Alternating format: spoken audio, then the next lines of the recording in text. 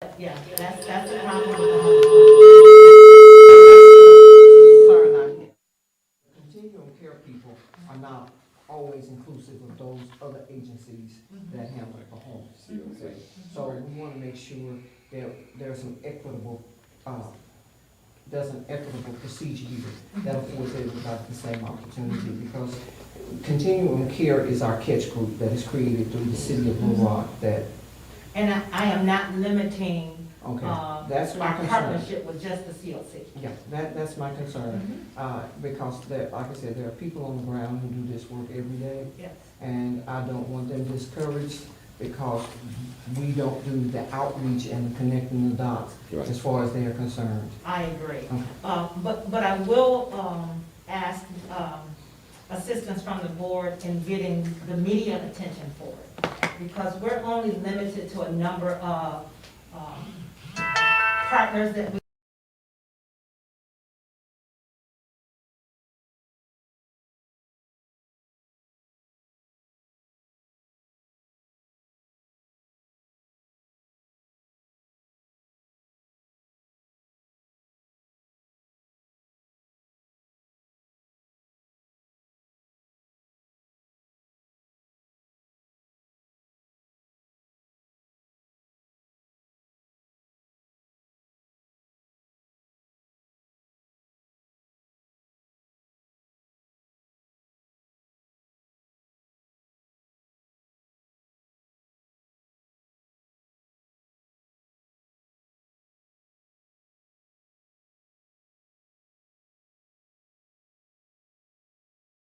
Beginning to process through this, because most landlords are using that as retirement. And if they're saying they're in retirement, to actually go back and rehab properties continuously, because our clients tell their stuff, or it becomes an issue.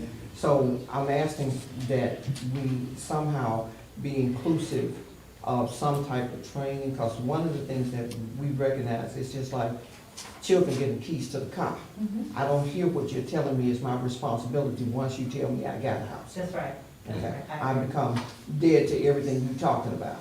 So there has to be a means, because we have to, renters have rights, but so do landlords. Correct. And I've just been in a position to see what some of our folks will do to beautiful property. So. Well, that's on the agenda as well. One of the initial forms of outreach is, I'm meeting up on Monday, this coming Monday, at a meetup session with the Landlords Association. So that's the first step in getting the word out and getting information about the program. Because it is my experience that sometimes landlords have a misunderstanding about the program. Yep. And they think that they don't have rights as landlords when they are participating on the program, and that's just not true. So yes, we are in the process of implementing a variety of meetings with our landlords to include e-learning type tools on our website. So that's coming in the near future. Well, see, not only that as well, Little Rock has a glut of apartments, okay? Yeah. And in addition to that, I can understand the frustration of some of these residents. If they want a single family home, it's kind of hard for them to find, because there's such a lack of them on the market. Apartments, tons of them galore. But, you know, that's one of the, I guess, stumbling blocks moving forward, but we'll get there. Okay. So, Dr. yes, Jones? Director Johnson and I did have a conference call with Jericho Way and Candace. So we are involving them and reaching out to them for this effort. In terms of finance, Chairman Lowe, you sent a series of questions. We did answer your questions. I apologize, it was late getting to you, and maybe you haven't had a chance to look over all the answers, but we did go back and seek all of the answers for the queries that you sent in your email. As in terms of the report, I'm going to allow if you have any questions, but I would like for BKD to, take the time that I would normally do for a finance report, or I will definitely answer any questions you might have on the packet. No problem. Okay. In terms of legal update, I'm gonna go with the legal update. I do want to add that the pending case of Arnett versus MHA was settled. Chairman Lowe, you will be getting a statement from the attorney that represented the Housing Authority, Ms. Wineland. So, she will give you the details of that settlement. One other question to the housing component. What is the population, number of people that we have employed in Section 8 at this point? I'm sorry? What is the number of employees that we have in Section We have 14. 14? I knew it was 16 or 14.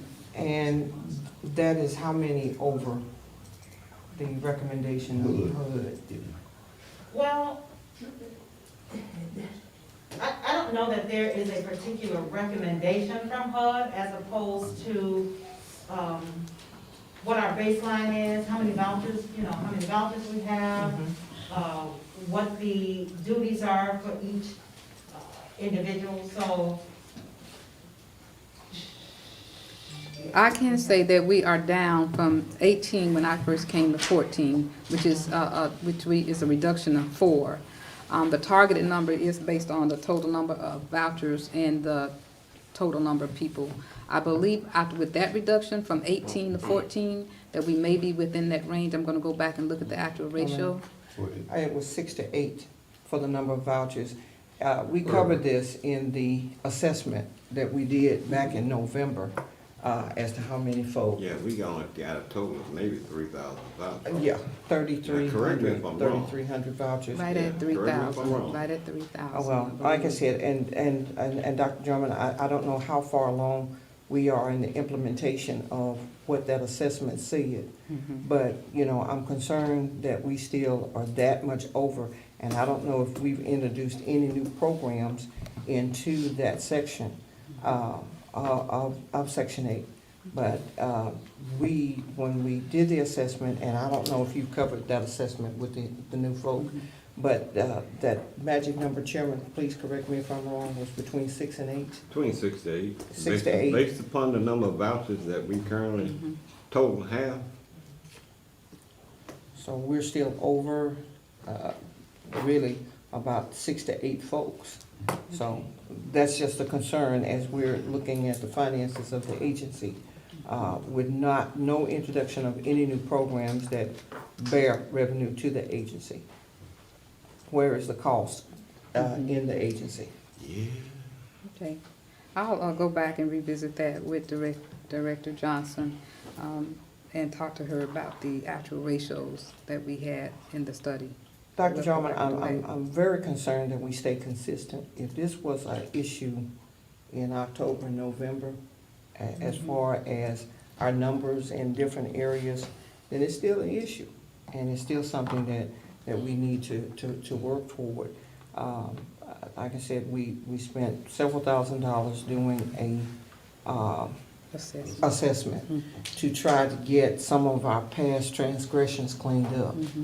And to be here in May, almost June, and we're still lagging with cleaning up some of the things that we committed to in order to keep the agency financially healthy. It's a concern. It's a concern, especially, again, as we begin to look closer at how our finances, what state of affairs our finances is. Again, if we had new programs that was bringing in incomes, this would be an easier pill to swallow. But Director Johnson had raised her hand. Did you? I just want to make a statement regarding the recommended number of housing specialists for the program. I can assure you, if we reduce our staff to 6 to 8 staff members, you will absolutely get an increase in calls for complaints. When you factor in the landlords, if I reduce my staff down to 6 or 8, that's going to give a single person anywhere from 500 to 600 plus caseload. You have to double that when you include the landlords. So we're talking about 1,000 to 1,200 people per case manager. You will definitely get an increase in complaints.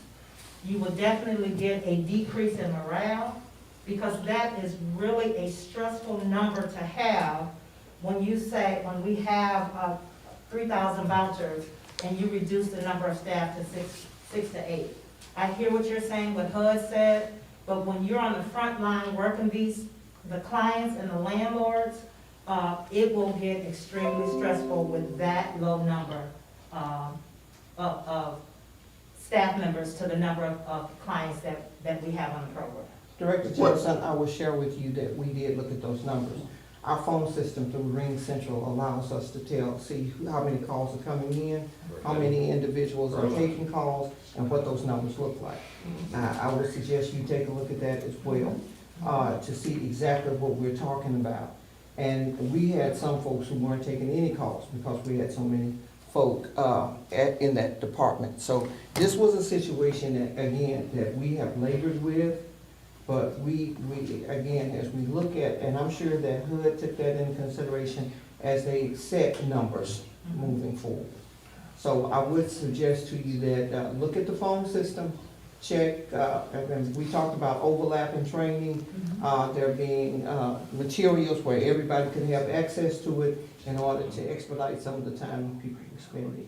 So if we are not without the sensitivity and the knowledge of calls that are coming in, because again, we're grateful that we have a phone system that allows us to look at that data. What is an ideal or workable amount of caseload that they can carry?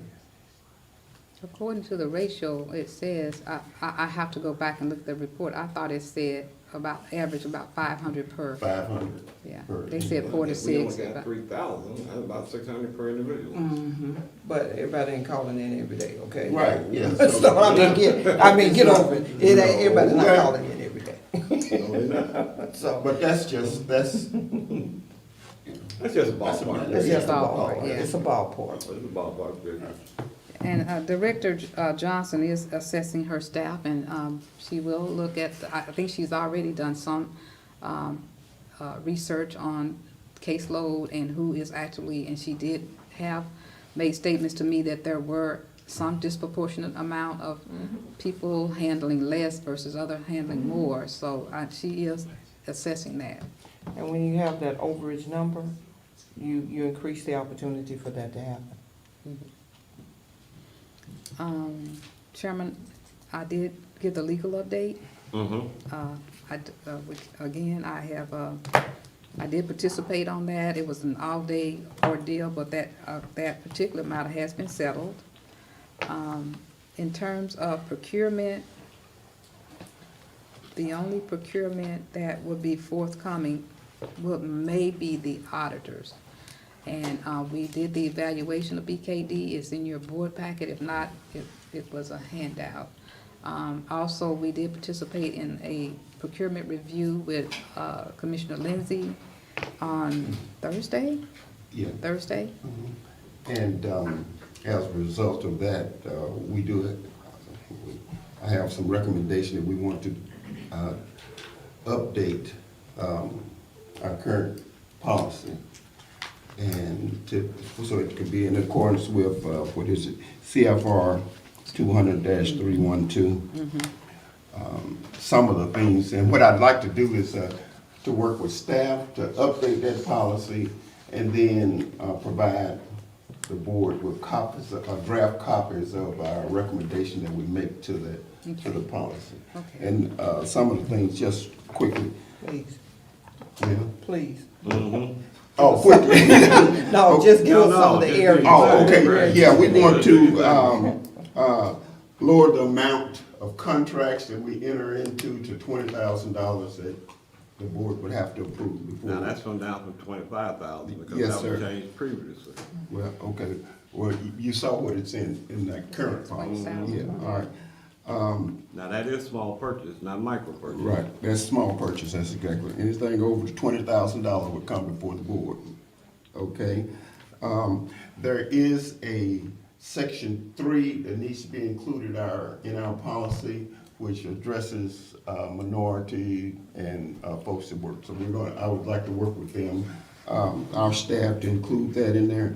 There's also an issue about indemnity that we would like for our attorney to look at to ensure that the board is free from all, Yeah, being but, sued personally and that sort of thing. Attorney Ellis, correct me if I'm wrong. Okay? You're indemnified as long as you're doing everything legal What? and as a director. Now, if something illegal and you don't have indemnification, now correct me if I'm wrong. Are we talking about individual board members or the Well, board? yeah, as a what we're collective? talking about is that we enter into a contract, something happens, and the board's responsibility. Are we indemnified?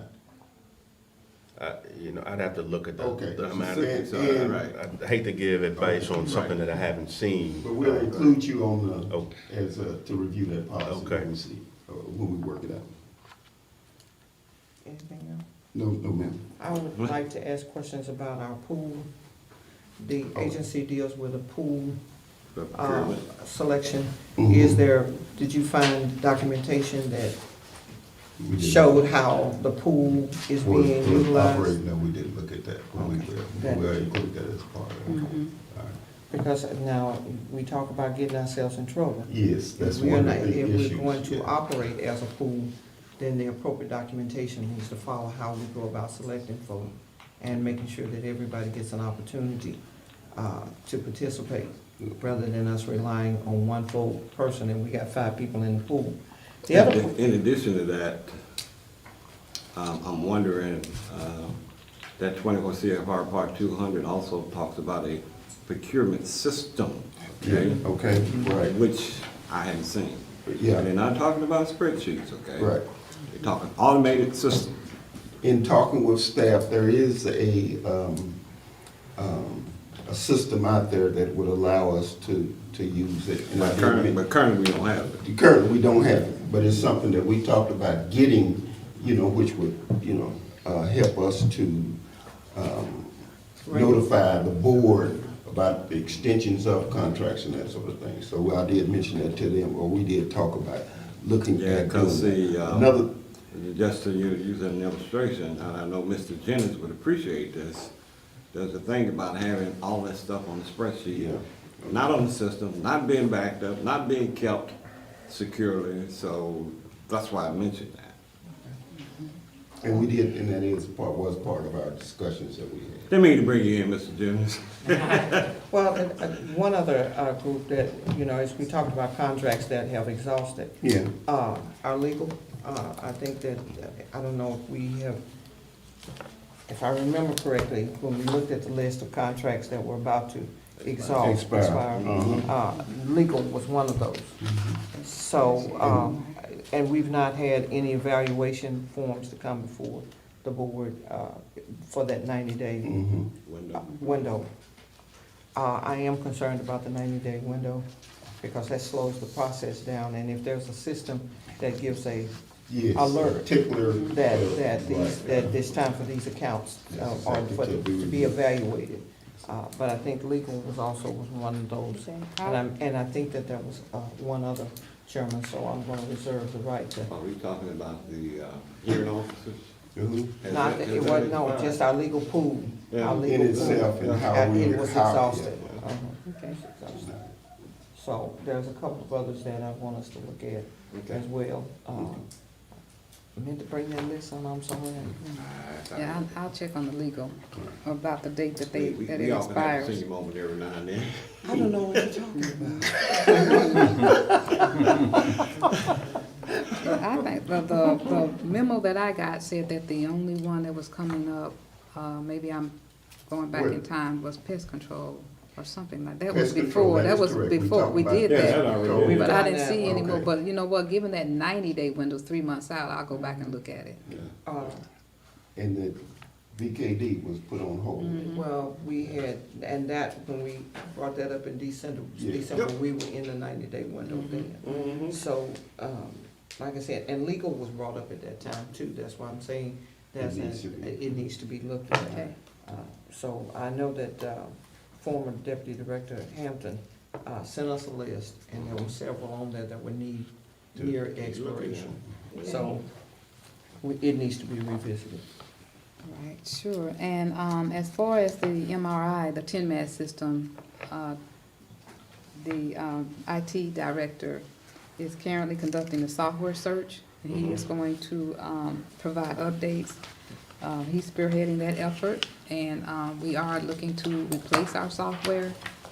The past provider for our IT services has been terminated. So that has been done. I believe it was Advanced Networking. They've been terminated, and so he's taking the lead on looking for a software search for under IT, and also set his priorities. In that search, I saw where it was mentioned that TNMAS is supposed to be doing some upgrading as far as record layouts are concerned. What department and why? TNMAS was supposed to be. Doing the modification. Director Jones, Jones, I'm sorry, Jones. Now, what was the question about TNMAS The modification? modification that TNMAS is doing for record layout, and what department are they doing it for? I haven't been notified of it. I know I saw it in the email, I probably should have brought that email with me. The email, From, do you know? Yeah, concerning the TNMAS making those modifications. I'll reach out to him and see. Okay. Okay, yeah, I'm not aware of it in terms, especially not a specific department. I've not seen that email, but if you could forward it, just so we can look into it. Maybe they sent it directly to you and we didn't see it, so. Or either Mr. Jones may have gotten it, I just haven't seen it. As far as development,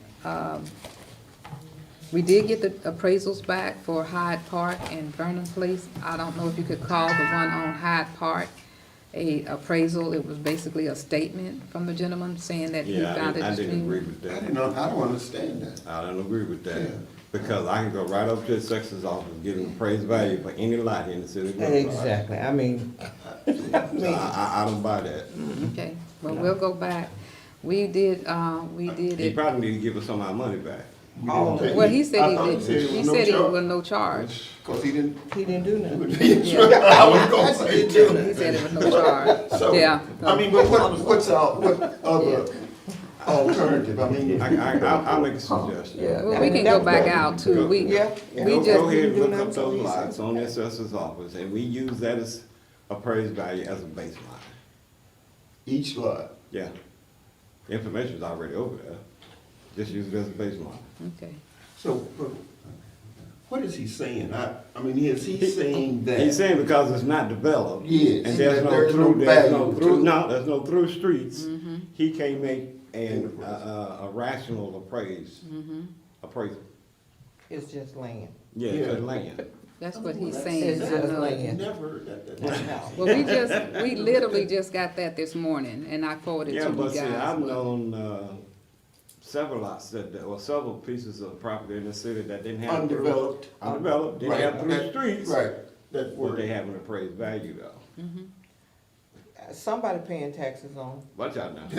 so I mean, but anyway. So we'll go back and look at another methodology, because that's what this one yielded, and what we tried to do. When we went first out, we were looking at the time, we tried to get the person who could do it the quickest for both Vernon and Hyde Park, and this is what we got. So we're gonna go back and look at that, and probably, Chairman, like you say, look at a different methodology to give us some kind of baseline, because that yielded nothing. Yeah.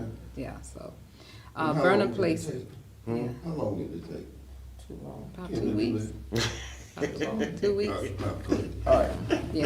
Yeah, but you saw the statement, and we just got that, this morning, this morning. As far as Vernon Place, you did get that, appraisal, it was 127 pages, well thought out, and so I did forward it both electronically to you guys, and I think they have the first 15 or 20 pages.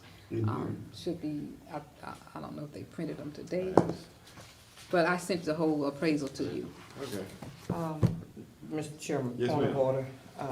Let the records reflect that Commissioner Peterson has joined the meeting. So noted, Dr. Peterson.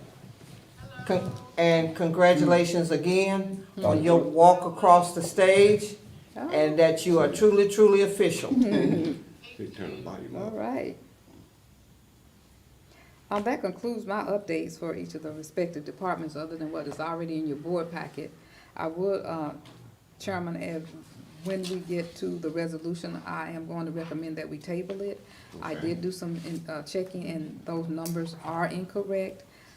Those numbers should still remain with MHA until the closing, so we're gonna go back and revisit that. So, Just a little bit on other things that are happening with development. Chairman Lowe and I did have a conversation with Charles Frazier. Dr. Drummond was not available for that particular meeting. A lot of great stuff is happening. We began conversating with Mr. Frazier back in October of last year about how we can make the best of our relationship, because it's unfortunate that everybody in the city does not see the need to improve transportation, but any great city has to have a great infrastructure, which includes transportation. Mr. Frazier is doing a lot of great things that happens to be lining up with our property. He's about to acquire some property near the Vernon Place property to build a new hub, and to also build an exchange center where there might be housing and also retail and grocery stores and some other things in that development. He's also looking at some situations possibly in the Jacksonville area. So this issue of housing and transportation and food deserts is an ever-turning situation.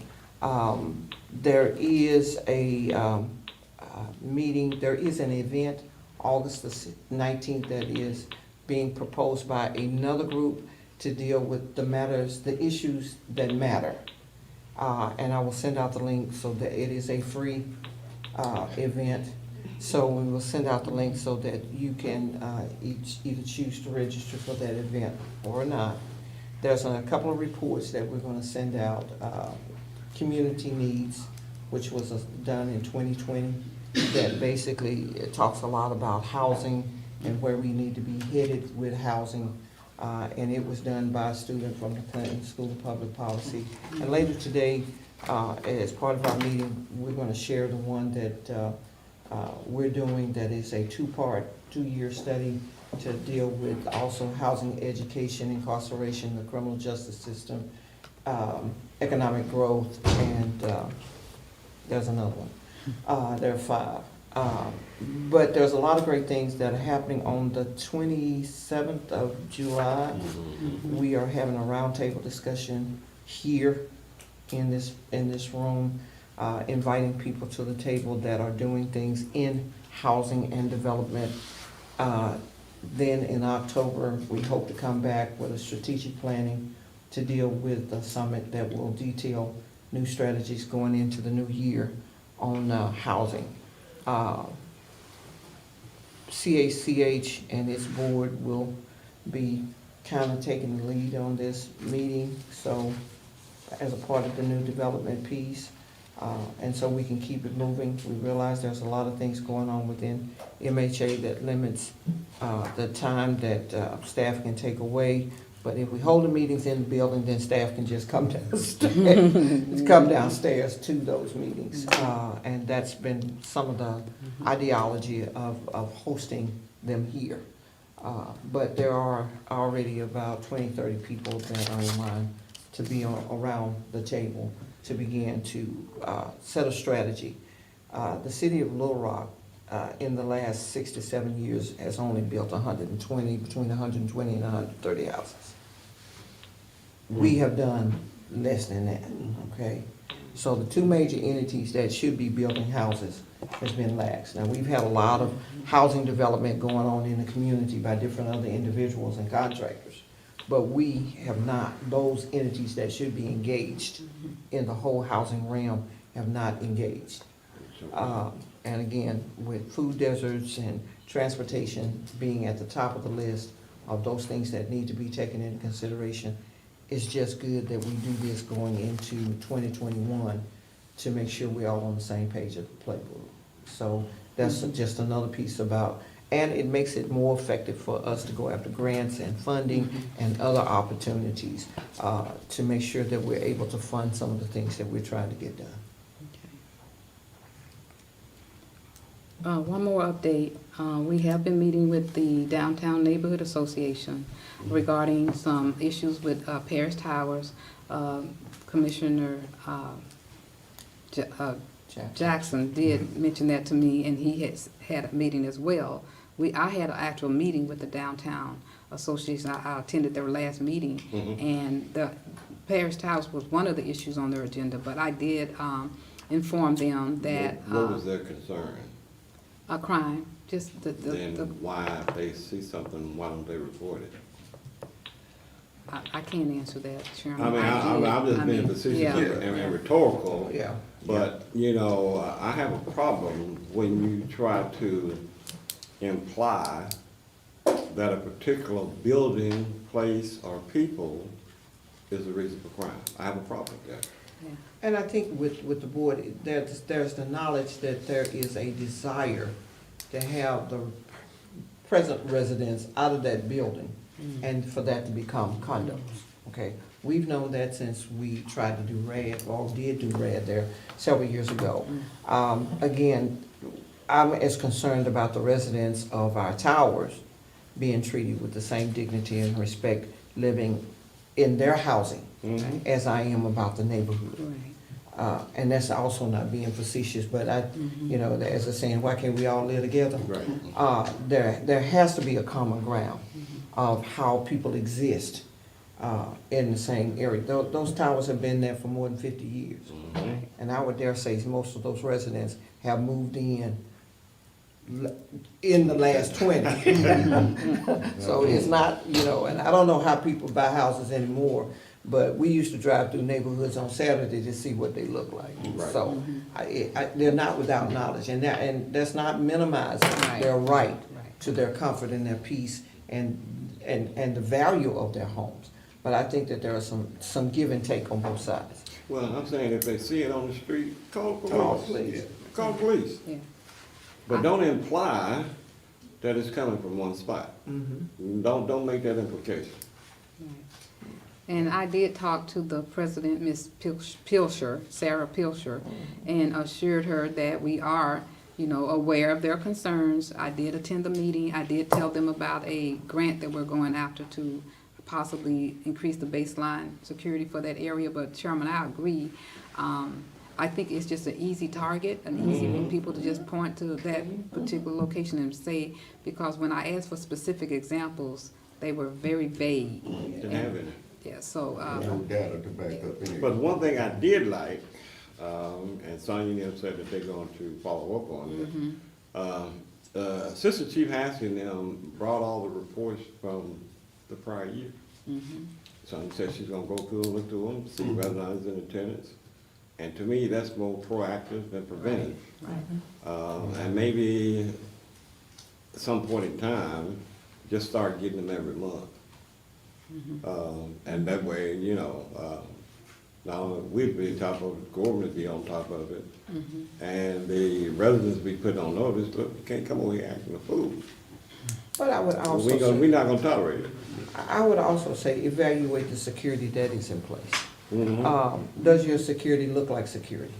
Does your security behave as security? Are they out on the lot? Parameters. The parameters of it. So, there's a lot to be said on both hands, but I think that at some point, there possibly needs to be a meeting in the tower and the residents, because, you know, I still got a hard feeling about a member of the community going over and going through the trash and taking pictures, because to me, that was trespassing. But, you know, I'm sure if we went through their trash, we might find some stuff that they might not be extremely proud of, but I think when you got, that's why I said I'm concerned about the balance between the residents who live in the tower and the people who live in the neighborhood. Let me make a suggestion, and this is probably more so on your plate, Commissioner Jackson, that they have joint meetings.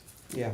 I think so. DNA, you come over here. Mhm. If you really want to solve the problem. Yeah, you want to solve the problem, Solve the yeah, problem. have a seat at the table. Yes, sir. Piggyback on that, you know, in past experience, what that lead to, we don't have, it's like picking on someone just because you can, and I think that's what it basically boils down to. It's a three-part situation. You have elderly people who want to live the rest of their life in peace. Okay, now that Gorman has lowered the age, and not to just say it's just young people, but it is. But you're gonna have The young people that you moved in are bringing stuff, that yeah. rim of people around them, Yeah. and it's making the elderly people more concerned. So they're on top of that. The elderly people are going to Gorman, and it's like Gorman pretty much turned it back on them because they're not getting any results. You can't talk to the manager. Every time you go to talk to the manager, she on a phone call, or she on this, or she not in the building today. And this is what I experienced yesterday. I attended a meeting there yesterday with the residents, and all the concerns were the same. I mean, it's strictly about the people and the company that people keep. And like they said, you're responsible for your own visitors.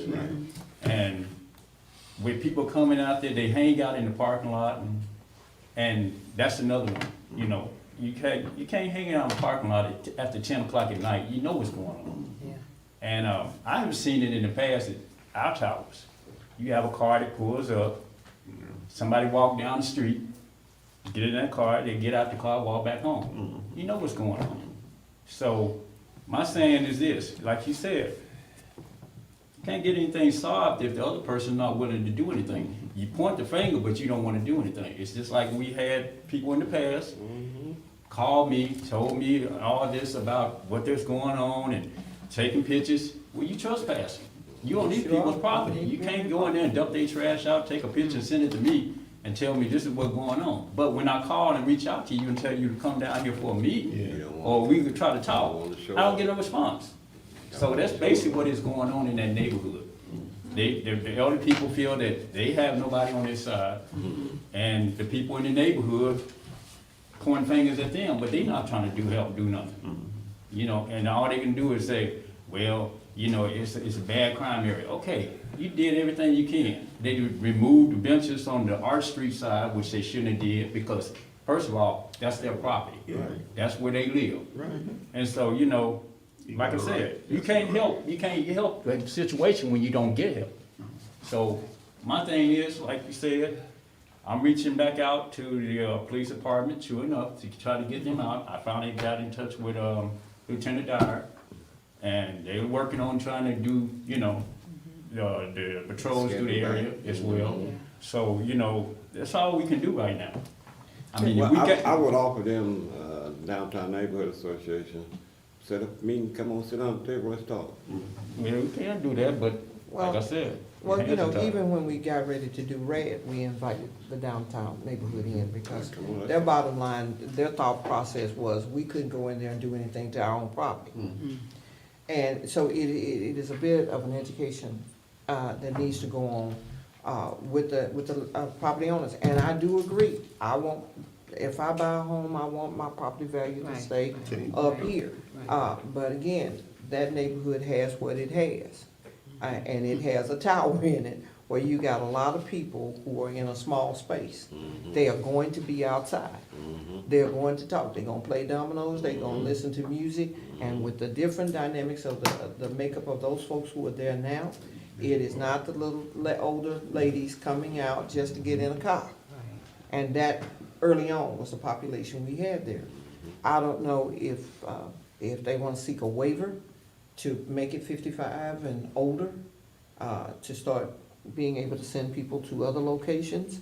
But that wasn't up for discussion when they created that, where they came in and put multi-populations in there. But there are opportunities for them to do a waiver. Now, I don't know how loud 55-year-olds get anymore, but they're still alive too. So you're gonna have people sitting out, talking to each other, and in the summer months, we got children in there. Yep. Yeah, we do. So you're gonna have an increase of traffic. So, and I think there's just an understanding that needs to be. Dr. Jones, do we know how many babies in the tower? I can look at the demographics. I can figure it out. I Yeah, I like I can group it by ages and figure out as far as the leases and let you know the Okay. demographics, cause I was really surprised as well that once they did the Well, RAD, it's a they Section 8, changed. it's a voucher. Yeah, yeah, you Can't can't deny it. discriminate, right, You that's can't right. deny And this board did raise that concern. Yeah. We can't raised deny it, it. because we Makes kinda sense. know where there are mamas, there are baby daddies, Every day. and all There the you other go. population that go along with it. So, I mean, and they got buddies and friends, and they got relatives and stuff, so, yeah, it changes. It changes. Commissioner Jackson, might I ask that, if someone took notes from that meeting that you had, Mhm. I any can get the specifics, can you, minutes. I yeah, can I get would the love minutes to of it, follow up. Basically, like I said, when I attended the meeting yesterday, I'd say about 40% of the board was there, the council. And that being said, the majority of the people, they said it's grown since the last meeting they had, which was right before the pandemic. One of the things that I noticed about that is, like you said, I believe it should be a proposal to where they should, at least, in the past, it's been those two towers, which is Cumberland and Paris Towers, have been 50 and older. You never had as much problems as you have now. For one, two, you have now that Gorman has an effect that the tenant themselves have to call the police and ambulance. And I think that causes a lot. Wait, let me understand this. So if the security guard sees something wrong, You they don't- can't call. They don't, well, see, this is another thing too. Security, which is quality security, only come in from 10 o'clock until 8 o'clock at night. Nighttime. Right. So during the day, you have Gorman staff managing the desk. And they, I mean, like I told you, I had an incident where a guy passed out on the 7th floor of our building. And I didn't have my phone on me, so I go downstairs and I asked the person at the desk to call the ambulance. Right. They told me they couldn't do it. They said I had to do it. So So, they might thought they went liable, but Arkansas, and Attorney Edens can correct me if I'm wrong, Arkansas has a good Samaritan law. yeah, that's what I'm saying. I mean, it's the same thing with police department. A lot of people don't know this. There's a law which states that if a police officer asks you to help him and you resist, you can go to jail. Yes, sir. You know, I mean, and it's, like you said, a good Samaritan law. I think that one. Yeah, but see, like I said, you have a lot of people who call the police, and half the time, true enough, it might be a true crime going on. But then you look at how many false calls you got. Right. Like people calling because the next door neighbor won't turn his music down. Right. Because the people at the desk are not gonna go up there, knock on the door and tell them to turn the music down. So you have to call the police to come out there to do that. And let me make a suggestion. Mhm. HUD allows each amp, meaning each unit, to develop house rules. Has the tenants sit down with Gorman and develop house rules? I think they just going by what Gorman set up, so to be No, honest with that you. ain't what the CFR says, okay? Yeah. They sit down, develop those house rules where everybody lives by, okay? Exactly. Secondly, take as many volunteers as you can and put each one of them on every floor and have your floor captain. That's what we have now. You got that. Now, let me tell you about that. We tried that. Yes. We tried that when I first got on the board Yes. about 6 years ago. Everybody can't do it. And like when we tried that, it's like, it's how you put it, people don't know how to handle authority. Let's put it like that, okay? That's why you provide, that's why you train them. Early in the We- morning. I mean, true enough, we told them, we trained them, and this is the problem with that though. Still, when you get, like, some people that have never been in control of anything in their life, They went to the head. it goes to the head. I had just for instance, when we first started this, I butted up, when I first got on the community board. And I had a lady that was on my floor. She would get up every morning, and I told her, you know, I said, you don't have to do this now. She said, every morning she'd get up, 5:30, go beating on everybody's door down the road. and I'm getting complaints about it. No. Because I done bust this up, you know, I'm the one that, you know, Right. implemented Started this. it. Yeah, but see now, the way it is now is because, like at our building now, we got certain people that are on the community board now that handles that, and it's running perfect because of the fact though, you got people handling like 2 and 3 floors. Right. Because you don't have enough volunteers to help. And the ones that were doing it now are responsible enough to know, hey, we don't have to do this every single day. Right. You see what I'm saying? work- You don't work- see somebody work- for 3 work- days or you something work like with- that. Yeah, you work with what you got. Right, if you see them that day, then you already know that person as well. Mhm. But like I said, we tried that, and like you said, we have did the training and everything, and even talked to them after they do this. And I mean, it's like one ear and out the other, because now you done gave them responsibility that they never had before. Yeah. And, you know, sometimes you can understand, that, like elderly people, there's a lot of elderly people that just straight lonely Yeah. because they have no visitors. You give them something like this, they run with it. You see what I'm saying? And I know they don't mean bad, you know, it's just how they operate. Interesting. And so- I'll send you that information about house food that HUD said. Okay, okay. Well, my thing is now, I've talked to Dr. German about it, and my next phase that I could only come up with is Gorman needs to come down here and meet these people face to face They supposed to. and talk about what's going on, because right now, like I said, they feel like they can't get no response. They talking to the management that's on the grounds, and you can't get to her when you need to. Yeah. I mean, I understand people busy, but you're not that busy. Now, 24 CFR 964 says that housing authority shall, and it say you might or could be, where you shall negotiate those things with the tenants that apply, even though the housing authority has the final say-so. Exactly. But, you know, it's supposed to be a partnership in management. That was the whole reason for the CFR. And see, a lot of these people, like you said, that, the incident we had back months ago, last year, matter of fact, where Gorman got to the people that they own the buildings. We still have people that's still living is that until they told different.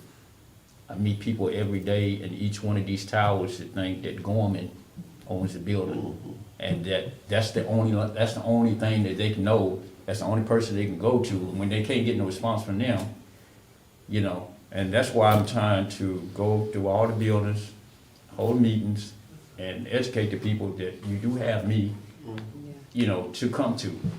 And that Gorman is just partner in this. MHA still is very much visible in these buildings.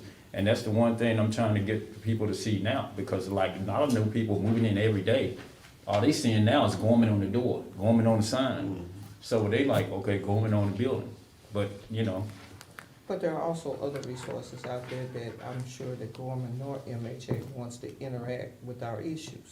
So it behooves us, like Arkansas Fair Housing and some of these other folks who will protest us and do a whole bunch of other stuff. So it behooves us to get out in front of these issues, whether, you know, you have the appetite for it or not. Because some of these violations are Arkansas Fair Housing violations Right. that we definitely need to understand that as soon as somebody gets wise enough, they're gonna pick up the phone, and that's a whole nother situation we don't wanna see. one other point, like you was talking Be about, bothered. one of the complaints, or two of the complaints I've learned now lately, the neighborhood which Harris Towers is in, that council pretty much have reached out to the U.S. representative, as well as about. Who, Prince Hill? Well, like I said, he know hood rules, I and know. he should. I mean, this is where, I mean, you know, Let me ask you a question. What can Prince Hill do for him? wasn't it? What can Prince Hill do for him about their housing problem? Nothing. But see, like My man, point me and you is, talking- my point is, look, y'all, Let's get back on, we the ones who can help you. get back on track. Exactly. So, it is what it is. Well, I can say that, Gorman as well as ITech do have a performance-based contract in terms of property management, that we are in the process of looking at the terms, just as we were looking at the terms of the MDA. And they also have a property management contract, so we're looking at the terms to see, you know, if we should have to exit or go, you know, so we're looking into that. We're having conversations, but I do want the board to know that just like we did with ITEX, the MDA, and did the checklist, we're doing the same thing for the property management side of it. So we are examining that. Speaking of Paris Towers, I do need to disclose to the board that there was someone on our property, touring our property, unauthorized. I don't want you guys to hear that, unfortunately, Gerald Turner brought a entourage of people to tour our properties without consent. So we just learned this morning, and I just want the board to know that we were unaware, nor did we approve it, so. Under whose auspices, what company was he representing when he? We just found out he was on He was site on today. property. We don't know we don't even know what he was doing. Ivan came and told me that he showed up with about 5 people at the towers and was touring it. Which one? And, Paris. At Paris Towers, But- yeah. but So we again, had no idea though, so. I get carded as a commissioner over there. Exactly. So, Yes, you how will. did that happen? Right. You know, I get carded, you know. I did You reach will. out to Mr. Swinton. I thought, well, I maybe get carded when I go through the door. So how did, But say, I think they see my face enough that all they ask me is, yo, you here? And I sign in. Yeah. But like she said, in some buildings I go to, yes, I gotta get carded. Like, if I go to Power Towers, Did you have an update? Were they inside or? I spoke with Gerald, and he says it's the housing authority from Chicago, so they wanted to come down here and Then, see how we ran things. then why didn't they call come Dr. to the housing authority. Why did they call Dr. Jones? Why did they call Dr. Jones, Mr. Lee? Why did they call Dr. Jones? That's the phone call I made to find out why they were there. He. No, I'm talking about Gerald now. Why didn't they call Dr. Jones? They should know the protocol. The housing authority. Yeah. I believe they You should tried know to already how contact that us. operates. They did not get permission, and he just decided to come this way. I hope they let their fingers do the walking. I just wanted to disclose it to the board in case you heard about it. Yeah. Heard about it. I don't want you to Yeah, think want us to hear that. it out there. Yeah, yeah. You know, I want that. things get changed around when you hear from them. Right. So You I- hear it all around, things Right. get changed around. Well, he came in and they broke this and they left and. Point of order, Mr. Yes, ma'am. Chairman, we do not have the BKD presentation on our agenda. Dr. Jones said she's gonna give up her time Finance. so that Mrs. Jennings could, Oh, okay, and we have another presentation since I have yours, all. yeah. Yeah, and it's got a bunch of other stuff on it, so just point of order. Okay. And I'm finished. Mr. Jennings, Yes, sir. spotlight's on you. All right. Appreciate it, Commissioner Lowe. Appreciate the invitation to meet your commissioner, Dr. Jarman. It's been a long year, Yes, sir. but I'm very thankful to be here today and meet with you all. My glasses are gonna fog up I like know, I hate crazy. Yeah, that's why I took the I test know, off. I can't stand that. I got my second vaccine, so I'm, Me too, so. yes, Yeah, we're sir. back. We all Feeling good shut up. about that and being able to get back and get some normalcy. So, here today to go over the results of the audit, answer any questions you have. Anybody need a copy? Yeah, Yes, let me ma'am. have that. Yes, ma'am. There you go. Thank you. This is probably, so I've had the opportunity of working with you all since 2012. And I'll tell you what, it's been a pleasure and getting to know you, getting to see the benefit that you provide here in our community, our shared community. I'm right up the street, you know, BKD's the largest CPA firm in Arkansas. I work exclusively with not-for-profits and governments that get federal funding. And I work with a lot of HUD projects as well. So I'll tell you what, over the years, we've learned a whole lot. We've got audit programs, you know, this 100-page audit report you're looking at, we've built that, you know, with your help over the years. But, you know, this past year, I'll tell you, was the most difficult probably year just due to COVID and just all the changes that went on with you all. Since I've been working with, if I was to go back and look at that first audit, 2012, you look a lot different. Yeah. And had the opportunity to get to meet the new people you brought on here, and I commend you on bringing in qualified individuals to help continue the good work you're doing. So that being said, the audit, as you know, any governmental entity, City of Little Rock, for instance, library system, Starksall Water, any governmental entity that gets over $750,000 of federal money has to have a single audit done, and that means you have to audit the compliance with federal award programs and also the financial statements, because so as part of you all demonstrating your good stewardship of the public's money, you hire me to come in and help with that demonstration to the public, that you're accounting for the funds properly and meeting the direct material compliance requirements of your federal programs. So that being said, this nearly 100-page document here, it contains the results of that audit, and you're more than just the housing authority. I mean, the housing authority controls multiple entities, and so these financials include those entities that you control. One of them being CAHC, which I know we've talked about, and your board controls that board. There's lots of changes going on at that level, and all that has to get built and put into this document, and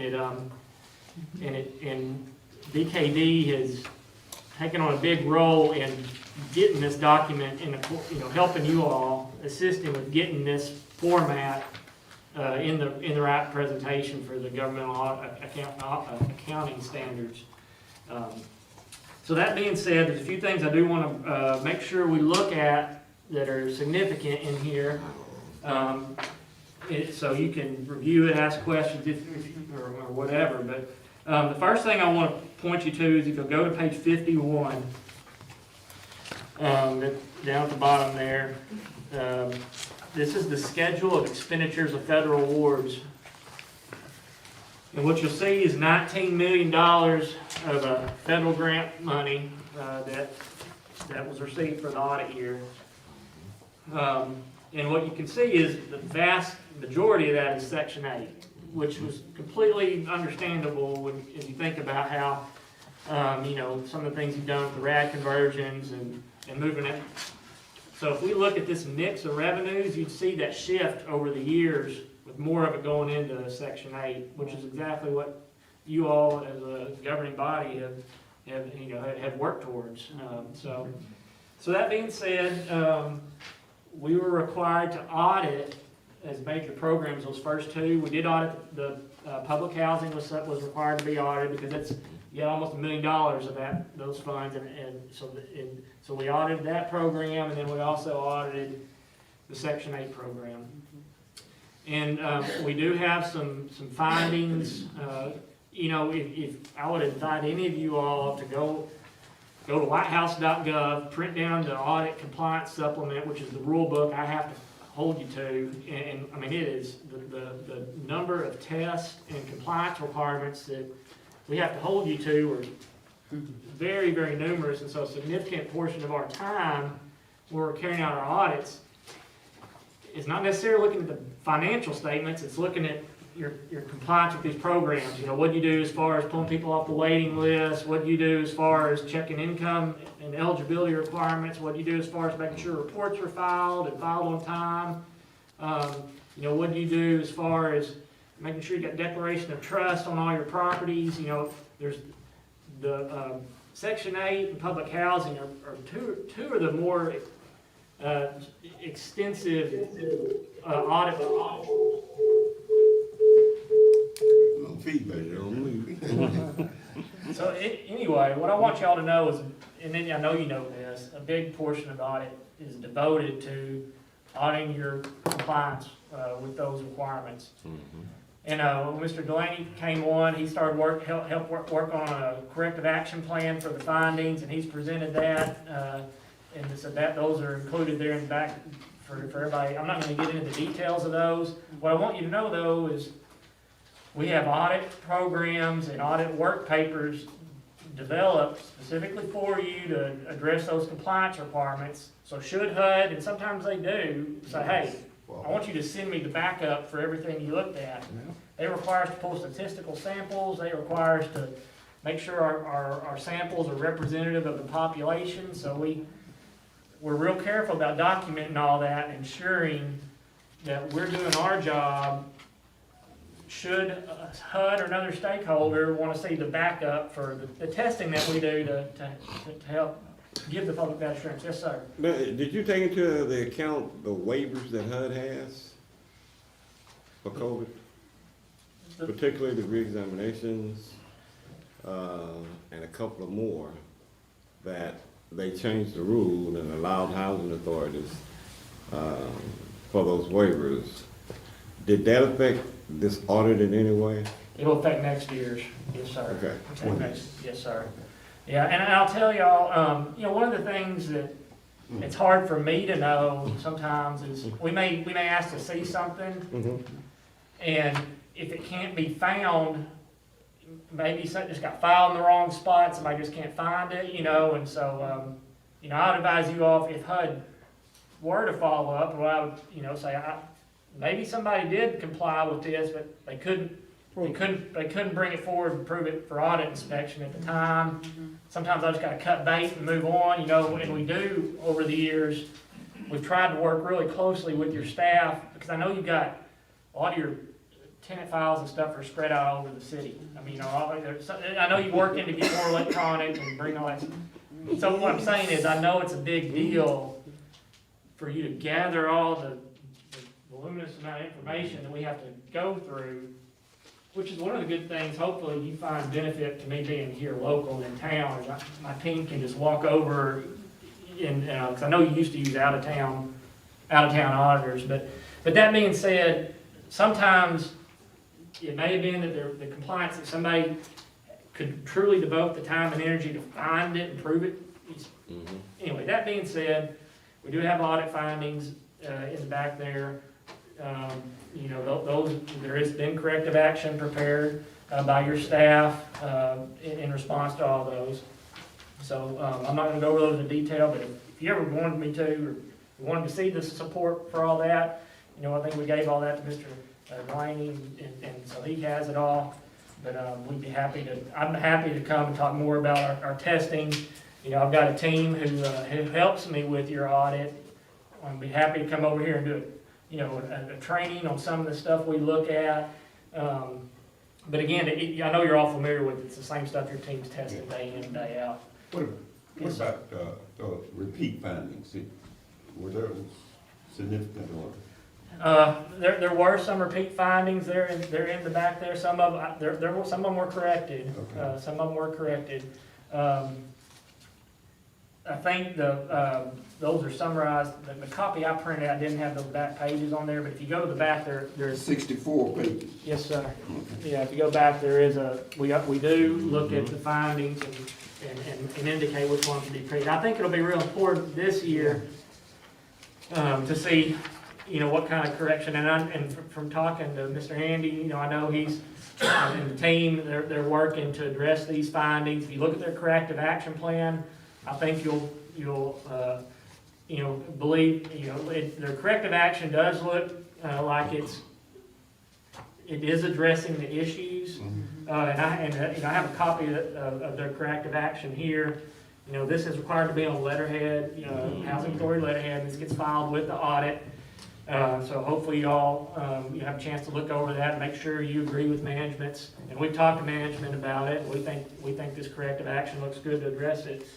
What I'll tell you is we had one finding on the financial statements themselves. And it's kind of a comprehensive finding. It's one we've had every year. That's kind of stuff.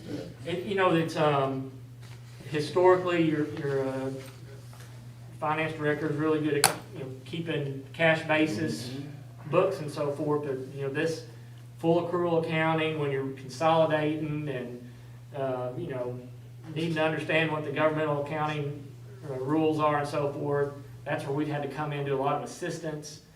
When I have to do that and make audit adjustments, I'm required under the auditing standards to call that a finding. Right. It's a common finding. Lots of our clients need our assistance in getting things into that format, okay? So you do see this finding across government entities. It's not necessarily uncommon. But that first finding relates to just all of the accounting assistance That's going on. that we've had to provide in order to get this document in accordance with GAAP, or generally accepted accounting principles. Which I mean to ask you, we're still on the GASB 68? Yeah, GASB 68's for the pension.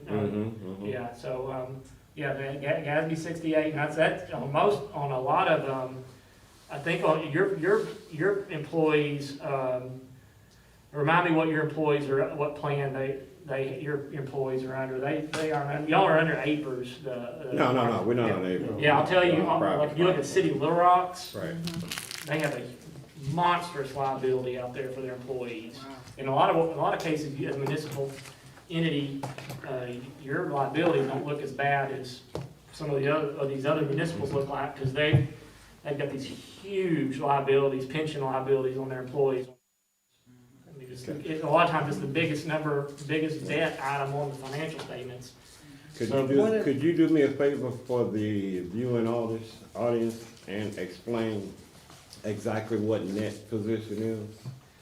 Yeah, net position is assets minus liabilities. Okay. What you own, it's what you legally own, back off how much of it's financed, what's the remainder, retained earnings. It's like retained earnings in a company. It's your equity. Net position is equity.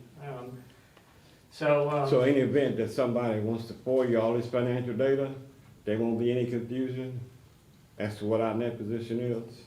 Because previously, and I know you've been here probably since 2012, there were statements put out there that contradicted what the audit said. And that's why I want people to understand that, no, we're not just throwing numbers together. Yeah. There's a couple of questions that I have, and we talk about this from time to time. We do have two independent entities. We have MHA and we have CAHC. And CAHC has evolved, Yes, ma'am. where we are no longer toddlers, but we're upright adults in this process. And we talked about it several years ago about separating our books. We think that there's an issue of just integrity in bookkeeping. We are already charged separately for our audits. You audit our books separately. Right. And since CACH is governed by two boards Right. and not by staff as such, Right. we are concerned that we don't mix Right. or treat it like we have two pots of money that one entity works from. That's right. Okay? Right. Okay. No, I understand. That's a concern for us. Sure. So, I wanna know, and again, once we do this particular RAD, we are separated, pretty much. We get a whole lot of the debt, moving forward, and we have different responsibilities. So I'm concerned, about our ability to separate I just think a second set of eyes that handle CAHC, and that's been a part of our discussion as a board, and that there's a separate operation, and we do operate as we look like on paper. We are two separate entities. That's right. If I could direct you in response to that comment, I would like to direct you to page 17, I believe. So it's not uncommon at all for a government to have to consolidate other entities. Okay, it happens all the time. You think about the city of Little Rock, for example, it consolidates the airport, doesn't consolidate you all, but it consolidates the airport, consolidates the library system, So, you know, and what you look to is control, okay? Until you change the bylaws of CAHC, you're gonna continue to control CAHC. Because right now, and I've read the bylaws. Right. So if you would, look at, this reporting entity paragraph, and make sure we got this right, but if you look at the blended component unit, CAHC is a entity legally separate from the authority, and is governed by a 3-member board. It's not for profit, but the authority is the sole corporate member. In other words, it quote unquote owns it, if you will. Whatever you want to call it, you know, I know you got your attorney here and he can say better than me, but there's an element of control there, okay? The accounting rules require you to bring in entities that you control, okay? And then when you talk about governments and not-for-profits, the concept of ownership is different. You know, you don't necessarily buy interest or pay for capital. You look at, well, who controls the board, you know, or how are the bylaws set up? And so, what we've done is we've looked at the incorporating documents of CAHC and the bylaws, and saw that, you know, people sitting here are sitting on that board, you know, and so, so if you wanted that to change, you could change the bylaws, have a separate board, you know, and one that would be self-sustaining, going forward. And you could probably work with your attorney on that issue, and then it could be, you know, a separate set of books. Yeah, but I guess the boards recognize.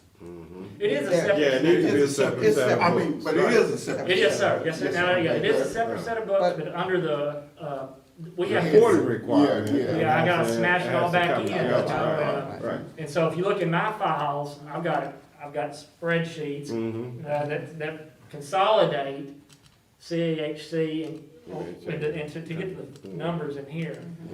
I guess I'm more concerned not so much about the board connection as I am about staffing and how our funds are dealt with. By structure, our funds should not be touched unless they have been, CAHC's funds should not be touched without the authorization of the board.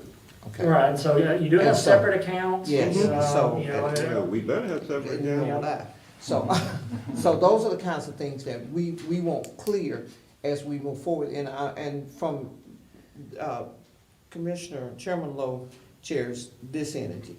I have the responsibility of the CAHC side. So there may be, in the coming month, that we have some more discussion about how we get to that point of separate documentations, a separate individual running the books of CAHC. Because the next time you come see us, we don't even have CACH wants to be in its own building. But those are the kinds of things that are moving this thing forward. Since we've been talking about it for more than 10 years of how this is supposed to function, how it reaches the goals that we set of actually doing more development and puts us in a position to regain the property that we've kind of put out there for the purpose of redevelopment and rehabilitation. And I'm glad we're having this conversation, because sometimes when we talk about CAHC, I'm not sure if all of staff understands that that's a separate piece of business, that those in certain positions, including procurement, do not control. Separate and legal. And legal. Okay? That's right. Do not control. We're under state procurement rather than HUD procurement. There are so many differences and dynamics to what we do versus what MHA and the HUD rules require. Sure. So we just want to make sure that in this setting, that, you know, it's hard for people to take it sometimes when it's just coming from a loaded board. Right. But when we bring the guns in to say, this is what it is, Right. and they understand that we know a little something, something, Right. that when we're speaking in terms of what it is that should be done That's right. and how we do business. And I'll, Coming from the point of legality, okay? Yeah. I just want to say, I want to make sure that the board is clear though, but that doesn't, I mean, you know, what you just said Commissioner, it's well taken, but I don't think that, and you correct me if I'm wrong, that doesn't do anything to change, I mean, so long as the board has control Authority. over the CHAC, I think it further underscores his point. Right. That it doesn't do anything to change the way those two entities are audited. I mean, I think it even goes further Right. to underscore his point that those two entities will be audited in the same manner because the board retains control over CHAC. Yeah, he said that better. I probably did. We just making sure I that. just want to make sure that point is clear. We're just concerned about the dynamics Sure. of how funds are transferred, how funds are used, who Yes, ma'am. writes on our account, who realizes they don't have the right to go into this and use it as a pot of money that I can just reach over and do whatever. And it's just for clarity. Yes, ma'am. Mhm. That's what this is, it's for clarity. And Well, not only clarity, like I said, but legality of it, okay? Because it is a totally Different company. separate entity based upon the law. Mhm. CAC has its own employee identification number, MHA has their own employee identification number. So they're two totally separate companies under one umbrella. And on the CAHC side, not only do the RAD activity has it grown, now it has Elm Street under it, you know. And then Madison Heights 1, Madison Heights 2, it's the sole owner now. No, we shouldn't have Elm Street. that right? Elm Street's still public housing, So that's But the it- SRO. But it's owned by, CAC. yes, ma'am. Oh, Yeah, so I that's- think, well, yeah, that's why I'm glad I'm here, because CHC just gotten a lot more complicated. Yes, yes, And yes. so, yeah, so Them folks work for us. So those assets of Elm Street, Mm-hmm. they're in here now, okay? It's Okay. it's not, that partnership dissolved, if you will, and it's, Write it in. you picked it up. And so, and Madison Heights 1, Madison Heights 2 similarly. So if you look at these financial statements, CHC's, Big. it's growing because it's what's going on with these partnerships and how some of the partners are no longer there, and you're the, Yeah, yeah, so Elm Street, is in here now, and one of the issues that we're working with so many, we're getting information from so many different places to pull this document together. You know, I think you had a third party helping keep the books of Elm Street, even though, it was solely owned by CAHC, and I think during the year that changed. But we still had some questions we needed to ask of that management company, just to look at some of the journal entries they posted and making sure the numbers made sense. There was a delay in getting some of that information back from them. It's just made it harder. We threw COVID out there, just all the changes that went on, and just to get a complete and accurate report together is just, it's been hard this year. But, other than that, a lot of good information in this report. I hope you'll look through it. I'm happy to come back, answer any questions, talk about it anytime I'm invited. And if there is anything else, I'd be happy to address that, now. Well, I appreciate you. yeah. When can you start on 2020? That's my question. We can start when you tell us you're ready. I think we're well equipped to take care of your needs. We're here, we're local, we specialize in governments. If you look at the governments here in Central Arkansas, who they're audited by, we provide. So we're here. We're part of this community. We want to see you be successful. We appreciate the opportunity to work with you, and Well, I thank you for the explanation. Thank you so much. Yeah. And like I said, within the next 30 days or so, there may be some additional conversation Sure. from the CAC side. absolutely. Thank you all very much. Appreciate you, Mr. Jennings. All right. You don't have anything else, Dr. Jones? No, sir. Chairman, Ms. Anthony? Well, I'm not sure, I'm gonna defer to Dr. Jarman.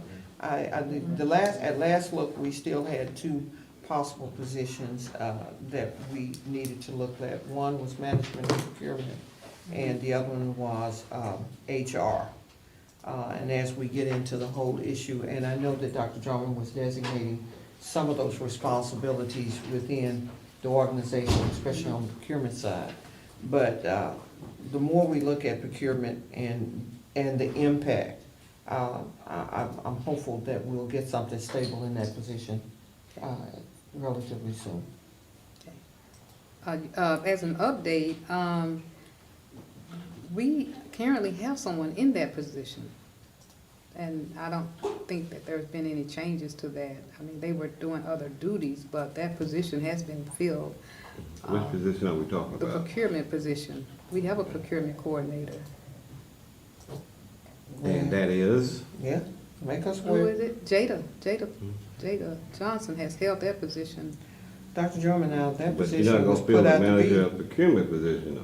We had management of procurement, and that job was put out to bid, and it was our understanding, that person did not even apply for that position. So, that's news to your board. That person did apply Well, for that position. well, And this has I come was- up, I guess this has come up, we've asked about that position. Well, okay, we'll deal with that some other Okay, time. okay, I'll definitely, give you an update, I'll send you an update.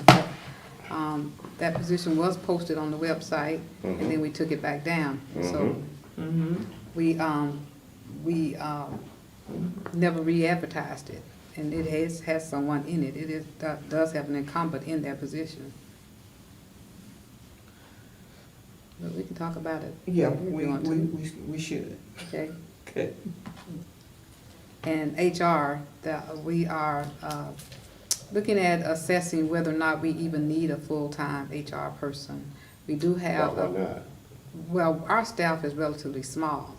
And Yeah, but I there- think we've got some HR issues that needs to be addressed.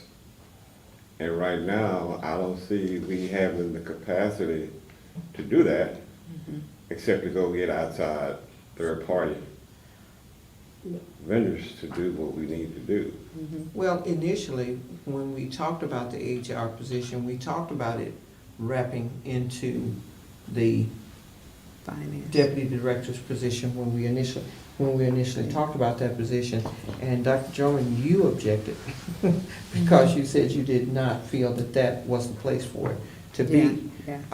But there are so many things that go on with that piece Mhm. that we're concerned. All right. Let me put a hypothetical out there, Okay. and it's all up in dreamland. Okay. Any event that we had to do a reduction in force, who's gonna handle that?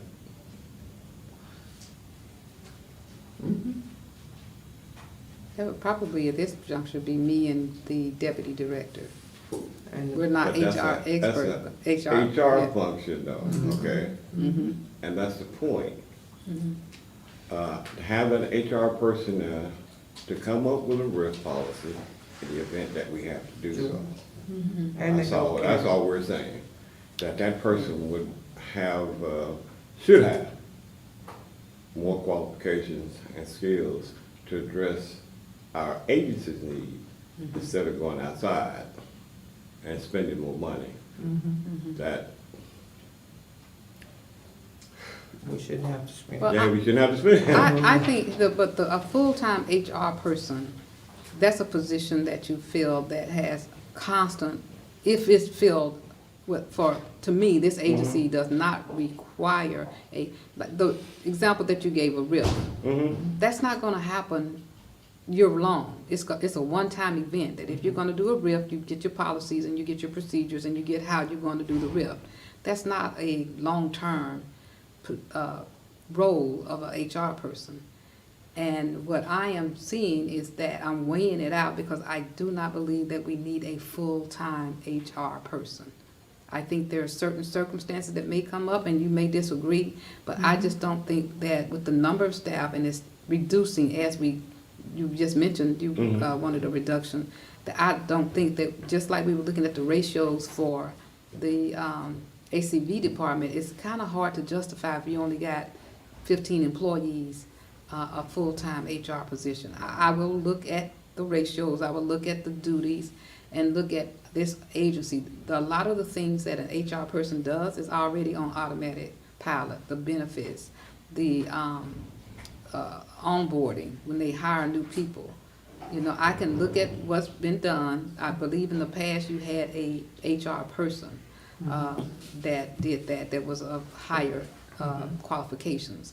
So I'm gonna go back and revisit it. My angst is that I just don't think it's a full-time position. And, you know, based on the number of employees. That's all I'm basing it on. And I can go back and revisit that. One of the things that, as we move forward, and prepare for December, when we're actually looking at the organizational chart and what the budget might look like in December, we might be truly looking at where the functionality of the agency is and what exactly it is that we do need. I would hope that as a part of your leadership, we would be looking to increase staff and services coming from this building as the housing authority for the capital city, that there would be some movement. Certainly there's a lot of programs that are being made available to communities, whether it's Shelter Plus or the emergency vouchers and various other things that we see coming into our community, but not necessarily coming into MHA. And I know that there's a numbers game that is played with that in order for individuals to qualify for some of those grants that are coming forward. But I do think that there is a greater need for us to go after some of those things so that there is some growth. You know, if people don't see growth and opportunities, they burn out. Yeah. So I would hope that as we look through this, that in your planning, there is some creativity. I know that we've spent a whole lot of time doing stabilizing. But after stabilization comes movement. So we're almost out of the stabilizing era of the agency. So we are ready for that growth spurt And that I comes agree. after stabilization. And the two areas that I had identified was in fact more resident-driven services, or a position, or you know, more staff in that direction. It's just, it's hard to do on one hand if you're talking about reduction in staff overall for the agency, but turn around and hire more people. It's almost as if you're not staying true to what you say you're going to do. We're reducing staff here, but we turn right around. So it basically put us at a very vulnerable position to have that approach. And that was why the discussion was over how we utilize the CARES Act money. That's what I'm saying, it basically We goes back had to the much revenue that we got coming in. opportunity with the utilization of the CARES Act money to use that in-house to do just what we're talking about and create more resident service, and we chose not to. We chose to farm those services out. But that's just what we were, and why the board took the position that it did. CARES Act really money was basically for us to do us. All this is contingent upon revenue. Exactly. If we And have it, fine. If not, then we know what we got to do. and a constant revenue. I mean, I don't want to hire anybody and then it's on a grant and the grant runs out and they're out of a job. I mean, unless you continue to apply for that grant, the CARES Act money was really a one-time big money in response to a pandemic. That's not going to happen forever or often. I've not seen it happen. I've seen the ARRA funds that was released, and then the CARES Act. So I don't. That's my thing, is I'm trying to think it through so that I don't hire up and then turn around and funding, as you say, the revenue disappears, and now we have staff that we either have to let back off again or figure out a way to maintain that. So I'm trying to be holistic in the approach. The two areas that I saw was resident services as well as development. We don't actually have a pure development staff. We got skill sets that we have on board, but we don't have a development. So those were the areas that, in my opinion, were much more important to me than the HR. Well, I guess with the overage that we have, the 14, rather than looking at there were some opportunities to help people and subsidize some salaries by giving some folks some different responsibilities and some different functionalities. But that's afterthought. That would have saved the agency overall some money. And again, as a board member, I'm always concerned about how we keep the doors open and how we make sure this agency remains viable and how everybody that's here gets paid. So that's a concern. So when we're talking about sending money out the door when you need money in the house, that's a concern. So, but that's aftermath. It just says that we need to be more focused on income streams coming in, whether they're temporary or permanent, to subsidize what we do. That's it, Mr. Lowe. Hey. Me personally, I basically have the same thing to repeat as far as the technology is concerned. Now, I have one pet peeve that when that rebid for the system go out, whether it be MRI, 10 Mass, Yardley, that in the negotiation phase, that they take all 7 years worth of our data. They take off 7 years of, Worth of our data, because the way the current contract is now, 10 Mass only has 3 years worth of our data. The other 4 years on what we call our legacy system that's up there. okay. So I'm saying that if folks want to do business, particularly in the technology area, and they want the contract, take all of our data. Okay, okay, Don't take, this little bit over here and leave the rest over here. okay. Because we had a situation some time back where we had to go on our legacy system to get some records Yes. because of a situation that was happening on the current system. Okay, So in that negotiation, that's just my preference and point of view.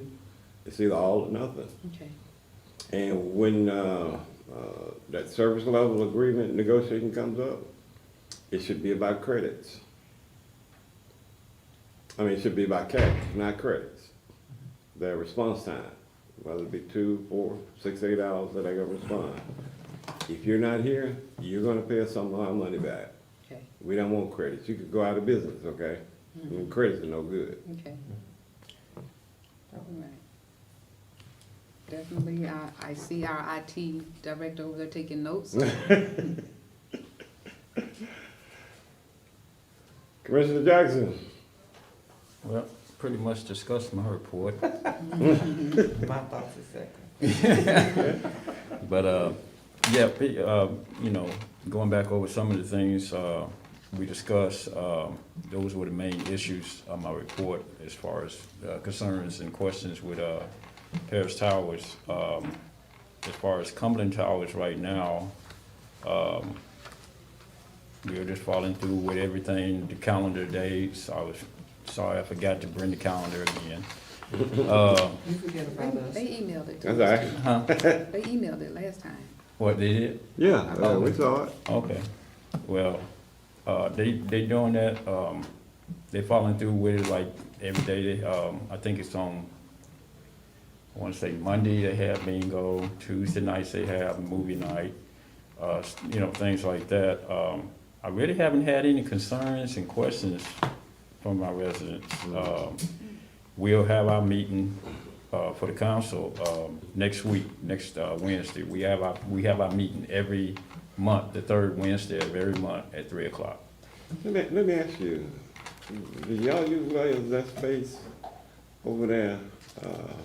We meet in the No, meeting. no, I'm outside there in the front, under the, little thing is. I see all that space there in the front, with all those trees. We can probably look at that, seeing that, but a lot of Yeah, I was people. thinking about, having a movie night out there with all that shade. Oh, yeah, and trees, yeah, everything over I there. think it's been talk about that. They have something there every day. Okay. And so it's like, a lot of the people like to get out and, take Yeah, advantage of the weather's weather. getting warm. Yeah, it is getting warm.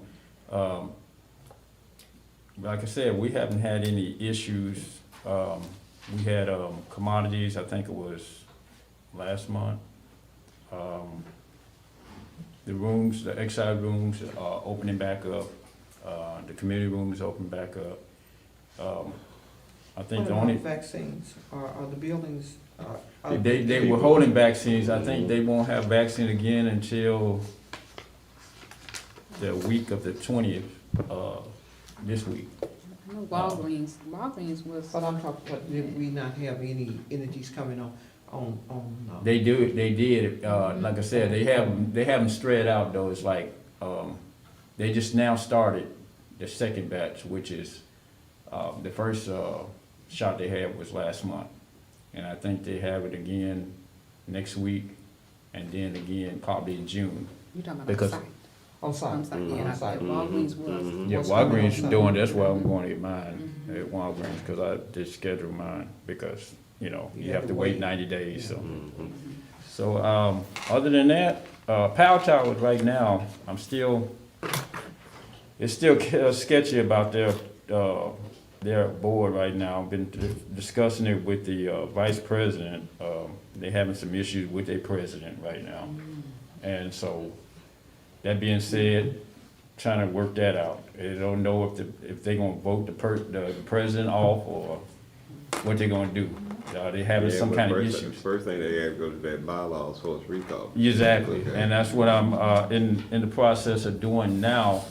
What we're gonna do is, I brought the bylaws with me. What we're gonna do is it, and that's one of my questions. Can these bylaws be Amended? up to date? Yes. Yeah. Updated, Yeah. sure. Yeah, because these are, we're looking at adopted in June 8th, 2015. Yeah, they can be updated. And so we're looking at, updating them. You have to post them. Yeah, Mhm. and so that's why I'm doing now is, like I told you this morning, I gotta get another copy machine so I can get copies to everybody. Power Towers, I haven't had any problems or issues with them. I rarely had anybody call me and that, with any discussions or anything.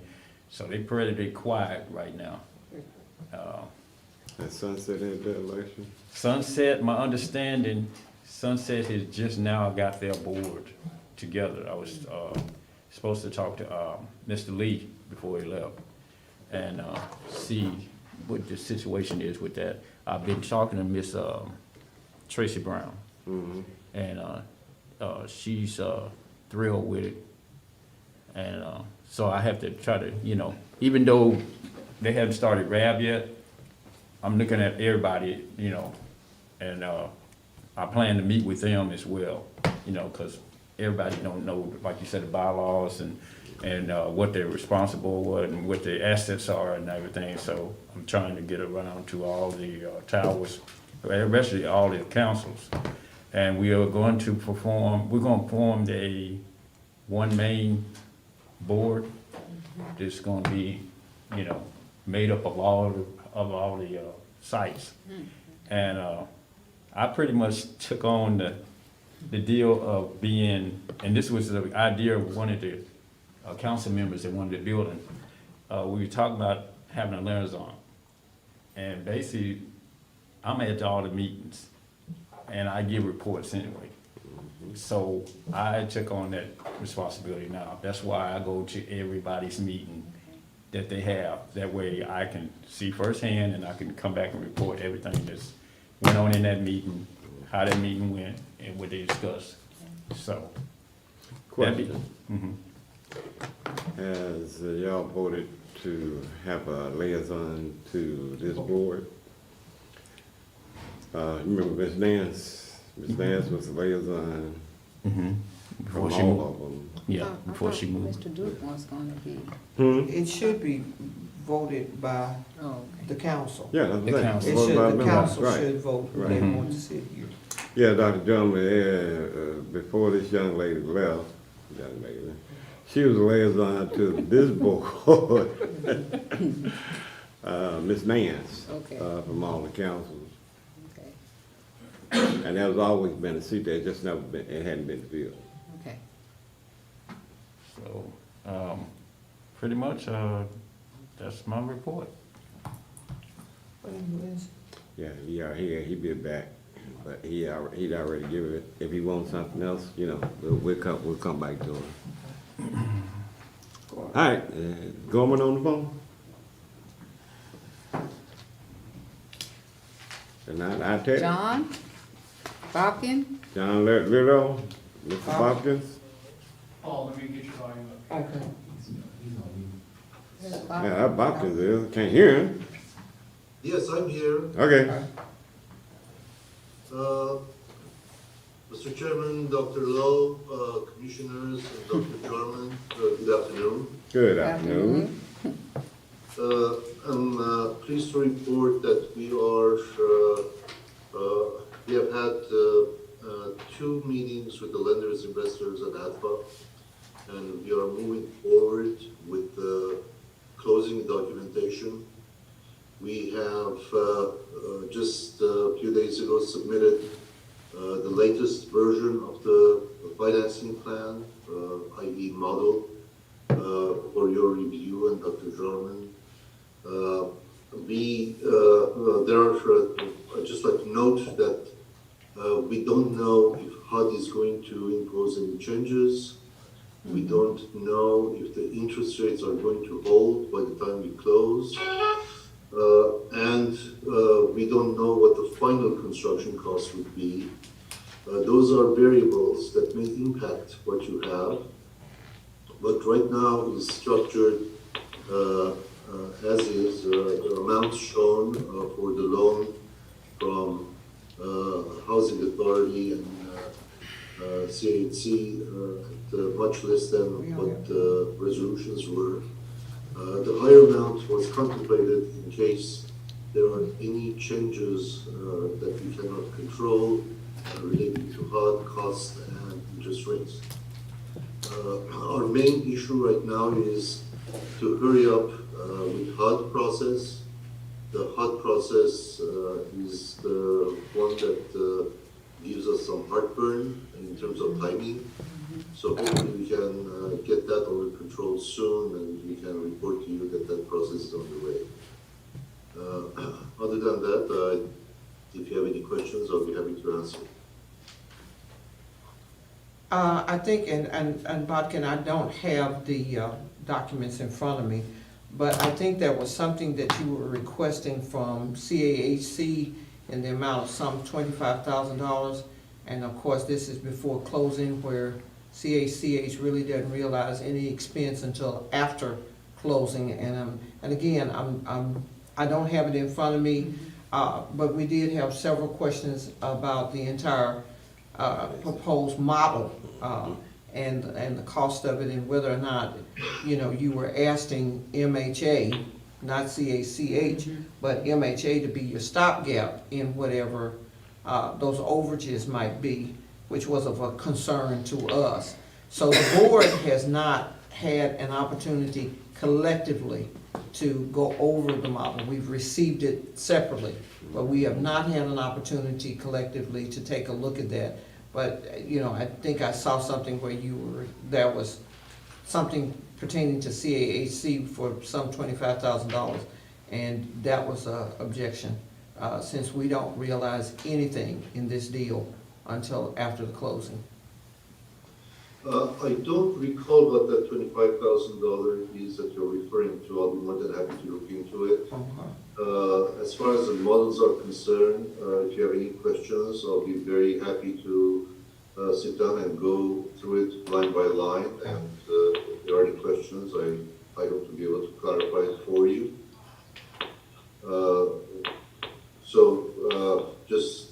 I'll check the 25,000 and go through the financial model. Let's do it at your earliest convenience so that we can submit to HUD.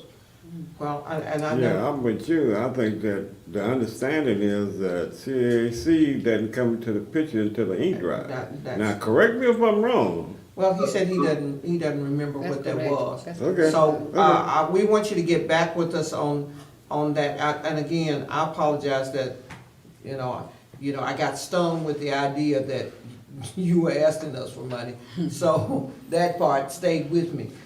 Where it showed up, I don't remember. But, again, this board needs an opportunity to come together and look at all of the expenses and costs that is associated with it, especially where you're asking for the 2 whatever with cap funds. 2.2. And we talked about it in the last meeting, that you needed some stopgap, and whether or not we're feeling that MHA should be that stopgap component. So again, we want to just asking for some time to look over the model and the cost in the model as a partner in this deal. Sure, that's why it was sent over. Whenever you're ready, let me know, I'll be happy to go through it with you. Chairman? I don't have any questions. Okay. All right, Bobby, we appreciate you. Thank you, Dr. Lowe, I appreciate it. All righty. Now, Gorman, are you on the line? Go ahead. Gorman? I'm on. This is Sonia. I'm on here. Hey, Sonia. Hi, how are you? Everything's gravy. Good, good. So I have an update for you. So I've been working with the police department closely. I have received all of the police reports for the last year, and I did an analysis on them. And I have found, let me open them here. So, the biggest complaints we have are, loud music disturbances, stuff like that. We've had 131 calls that are non-police reports. So basically, somebody lost something, they came to the building. We've had 4 shots fired. Those were not within our complex. They were around the neighborhood. Our residents heard it, called the police. We've had 5 thefts of mail or packages, 5 fraudulent use of credit cards, 5 criminal trespassing. Somebody comes to the building that somebody doesn't want to see. 3 burglaries or thefts of somebody taking something from a unit. And then 25, so they've called the police, but the complainant wasn't located. So when they came, there was nobody there. A lot of what we're seeing also is something happens in the neighborhood or by the bus stop, and they know we have somebody at the front desk, so they will come into our building for us to call the police for them. Somebody was assaulted at the bus stop. They came to our building to call the police. So they see some of that as well. We have requested that we get police reports every month so we can look at them and see if we have problems. We do have the name of these residents, so we are going to do one-on-one with them and meet with them and see how we can help them so these things don't continue. The other thing I would like to bring up is, the neighborhood. I've been trying to reach out to the Miss Pritchler, I think her name is. Pilcher. Yeah, Ms. Pilcher, thank you. I have emailed her and called her twice now, and I haven't heard back from her. But I understand it's a historic neighborhood, but our residents have a right to enjoy the outdoors as much as the next person. And really, in all honesty, we can watch our cameras. They're not doing anything. They are sitting out front on the benches. They are laughing. They are having fun. They take their food out there to eat with their friends.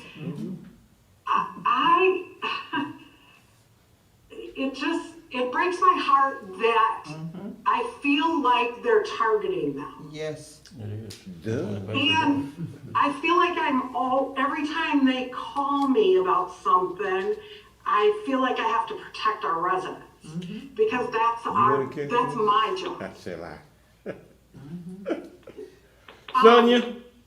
Yeah. Sonia, I know you're new to Little Rock and you don't understand the politics in Little Rock, Here we go. but Yeah. this is all politics, okay? Don't want them to Yeah. understand It's all politics because All kinds back in of- 2013, we invited not only the Downtown Neighborhood Association, but the Quapaw Association to come sit at this table, tell us what your problems are so that we can come up with solutions to solve them.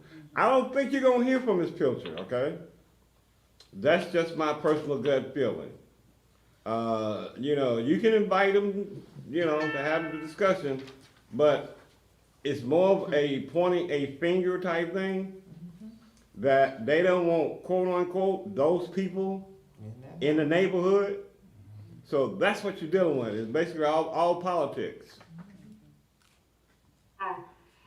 Yeah, so I want you guys to know that anytime I hear something from you or from the neighborhood, I try and work with them, I try and solve their problems, just like, our one neighbor across the street from Paris. We He shall used call to- no names. We know who they talking about already. He used to email me all the time and I basically said, you know what? They have just as right to be in their yard as you do in yours. Correct. Exactly. And so I don't really think there's a problem at Paris Towers. I mean, every time there's a complaint, I go back and I watch hours worth of tape to try and figure out if there's really a problem so I can address it. But I'm being honest, I don't think there's a problem. Well, as long as you got the evidence to prove it, ain't nothing more to say. Sonia, what is the responsible role of security on the property?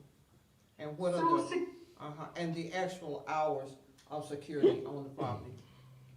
Security is, the actual security company is there from 10 p.m. to 8 a.m. Night hours. And holidays. Okay, and what exactly is their role? Their role is to walk the floor, the first floor, make sure all the doors are locked. If there's something going on in the lobby, if somebody's parked out the front door, to Move it. make sure that they're really supposed to be looking for crime. They do have access to the cameras, so they can watch the cameras, they can watch the perimeter cameras, they can watch the cameras in the halls. Really, they're there to just look out for our residents. Does their certification allow them to detain someone? I cannot answer that for you, but I will find out. I can answer that. It's not. They're not certified law They're enforcement. not certified law enforcement. Okay. So all they can do is either call the police or tell them to leave. That's all they can do. To keep them competition, because the one, they're not armed, and all they got is like, flashlight, they ain't got that. Sonia, can you look into the concerns about the availability of the property manager on site and people's inability to reach them? I definitely will. I do know that one of our managers was out for 2 months, and we had somebody filling in due to some health issues due to when she tested positive for COVID. Okay. Sonia, I have one quick question. Sure. What are your violations for lease agreement when one resident attacks another resident? It depends. Do we have a police report? Did they do bodily harm? Are they from the same household? If we have a police report, then we could, and they did bodily harm, they will move to evict. Otherwise, they have to give them a violation. Right now, it is really tough to evict anyone. And to be honest with you, the reason I am going to have our team meet with some of these residents that had violations is, I don't believe right now is the time to be evicting anyone unless it's something really serious that we can't work through, because we don't need any more homeless people in Arkansas. That's true. And the other thing is, sometimes it's just they don't understand. And you can talk to them, help them to understand that they're violating the lease. If it happens again, then we have to evict them. Right. Okay, so, if there is a police report, then that's the action you will take according to? Yes, Okay. yes. We'll have to non-renew their lease. We can't have somebody who's violent that is attacking other residents. So then, if that is true, then that person is what, removed? Well, if we can non-renew them, if they do not leave on their own, you have to file an eviction and it has to go through the courts. Yep. It is not something you can do on your own. Nope. Yeah, that's what I was wondering, that's what I was getting to. Okay. Yeah, Pretty and then it's up to the judge. Okay. Cause see, the judge can allow them to come back if they're in arrears, to catch up on those arrears. You never can tell. Oh, wait, I have one other question. Sure. One of your, I guess one of your rules, regulations that, the person that's at the desk does not have to call call police or ambulance to assist someone?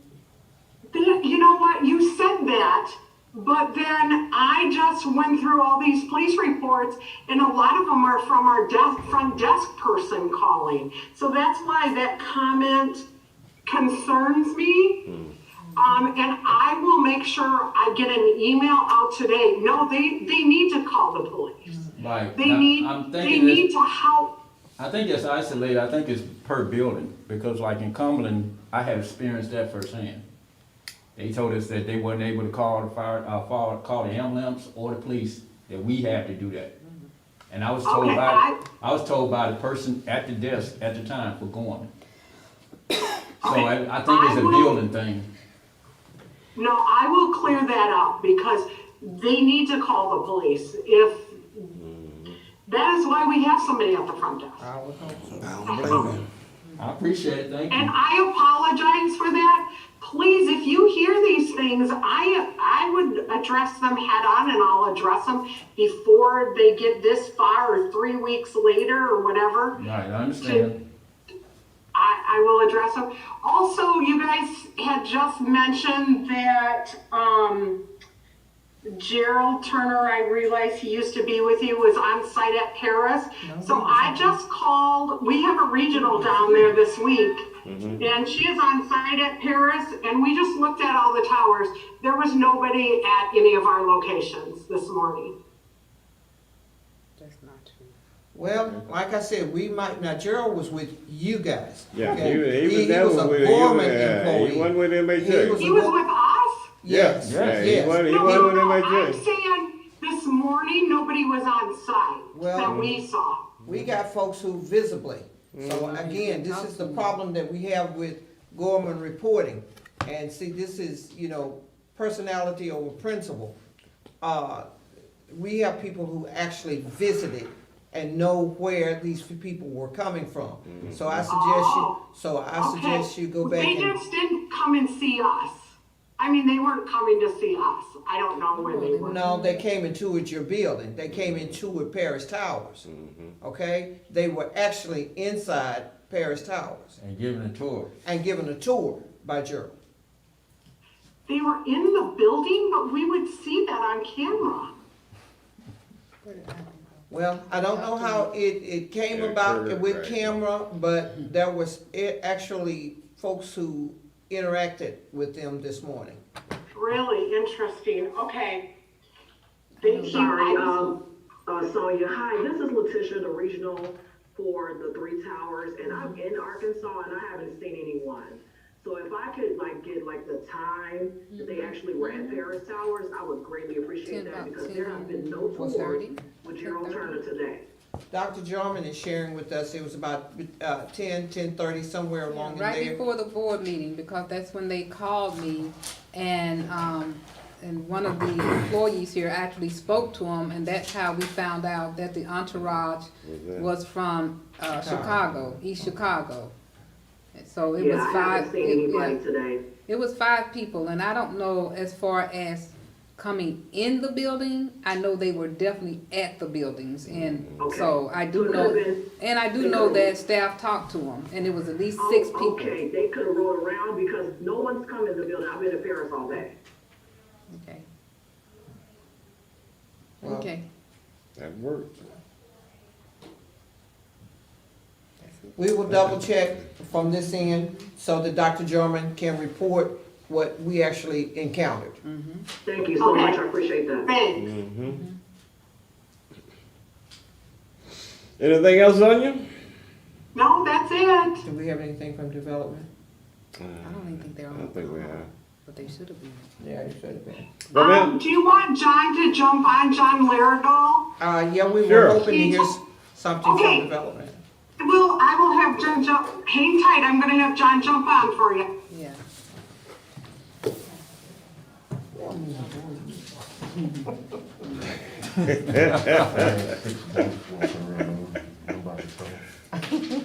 Yeah, me neither.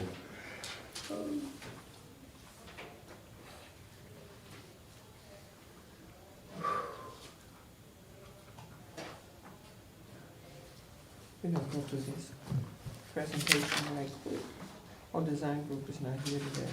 Have we yeah, got I an don't update see on nobody that? here for them. Okay. Oh, Romanitas. Yeah. I haven't had anything official. I just what Mr. Edie's just told me.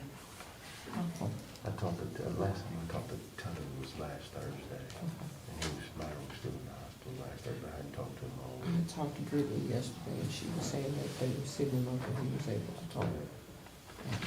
I'm trying to keep him from talking so long. I'm gonna tell him when we leave. Come on, John. All right. John? Is there anything else that you can handle while we're waiting for John? But John, the financing. Well, John is- Development. John's gonna do the development update. He's gonna do the development update for Board. Yeah. Come on, Sonia, come on, Sonia. Dr. Jones, do we have the key for the building? Yes. Okay, Mhm. great. Yeah, yes, we do. You got your boots on? Oh, don't tell me that. Isn't that better? Reserve I comment. got my feet. You have your, You're gonna need some tracks or something. you know, you can, Don't tell me that. You should have had maintenance going there and do something. it'll be okay. Okay. Your feet look good. Not alone. Come on, Sonia. Come on. Good afternoon, John Laird from Gorman is on. Hey, John, how you doing? Hey, good, how are you? All right. Updates, John. Update on what item, I'm sorry? Financing. The sunset, the The status. Sunset Project. Okay, yeah, certainly. We are going to the board a week from today, on the 20th, for the second meeting for the full board vote. Right. Last month, we got the unanimous approval from the Housing Review Committee, which is a subcommittee of the full board. So then we're going to the full board a week from today for them to do their vote, and we're anticipating an approval for the project to move forward.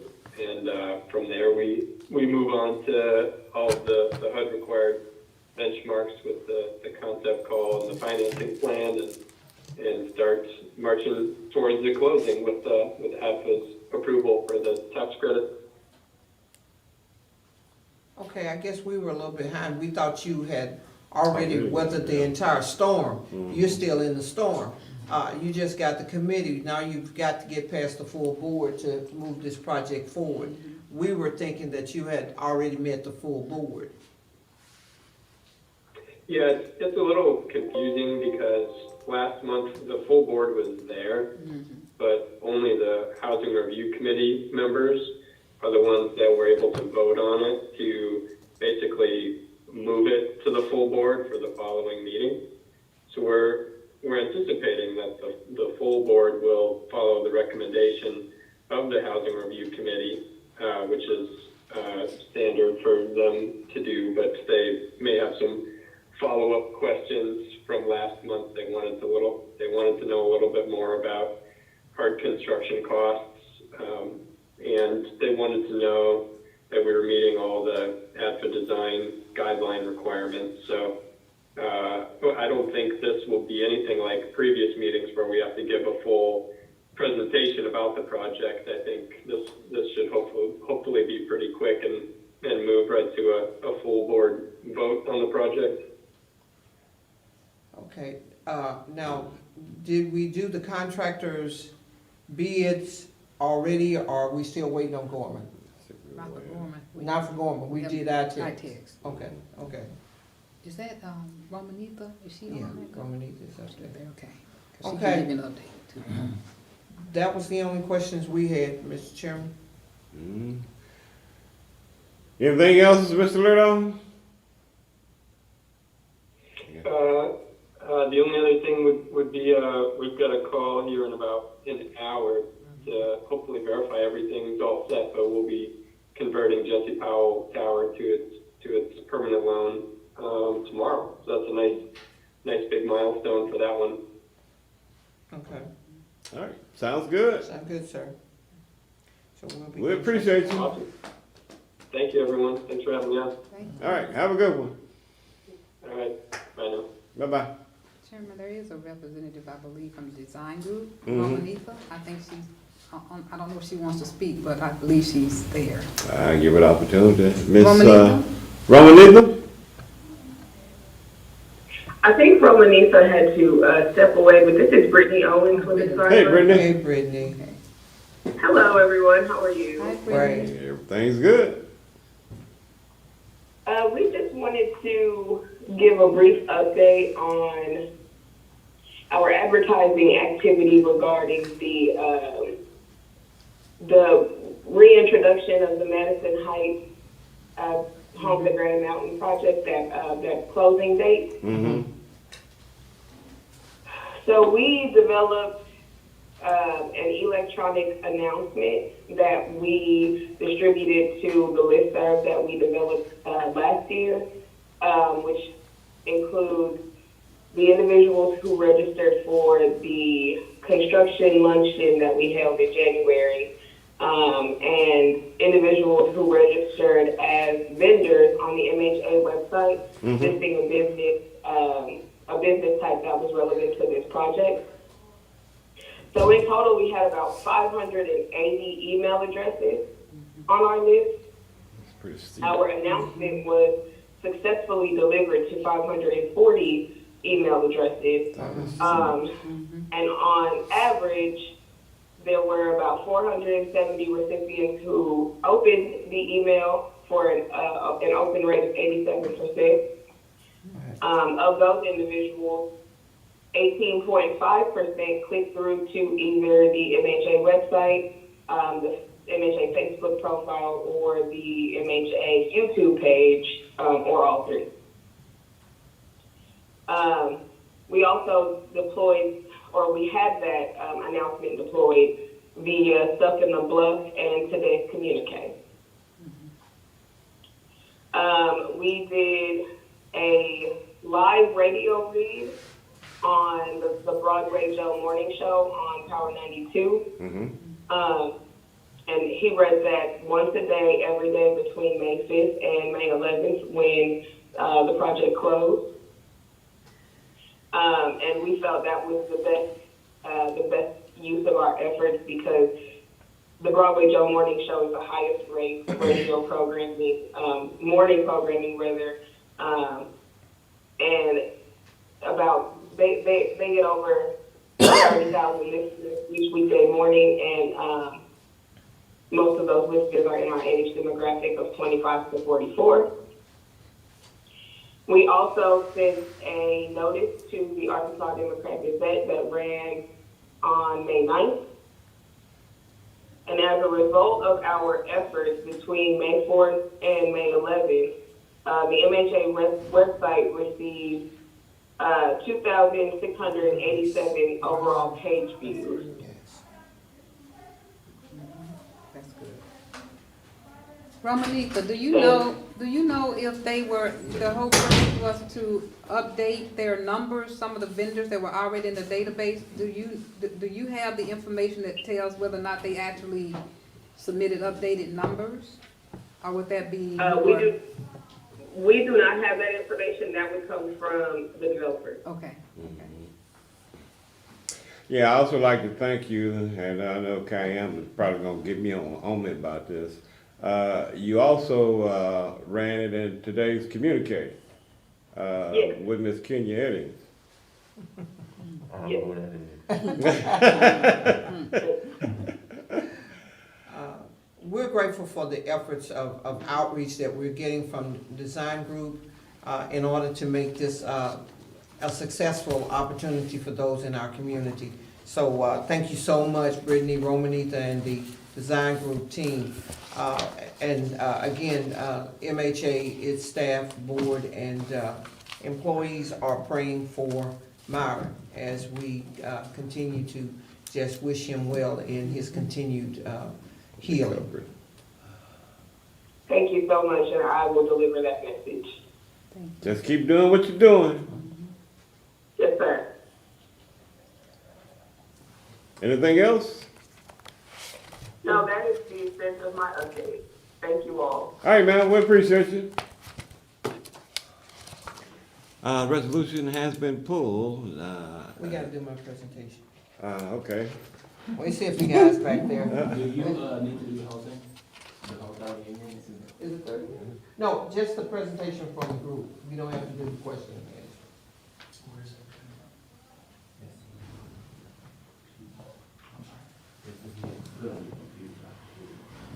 Yeah, probably gonna have to because I can't scroll. So it's. What happened there? What's wrong with that?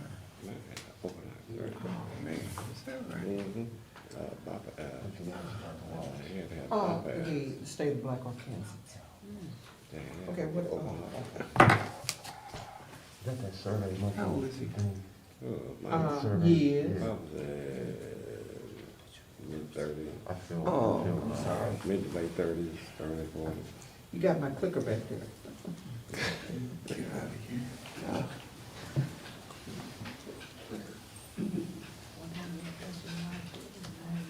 That's my sister. Yeah. Okay. What do you want me to know with this? Miss Brandon. I don't know, why y'all keep going on here, not connected?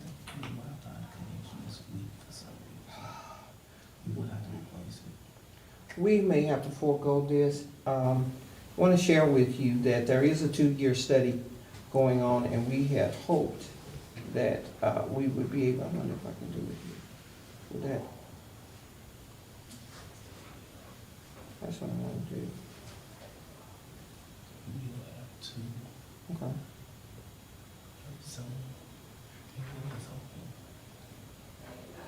Oh, yeah. Okay, where's the sound? All right, now you're not making any points.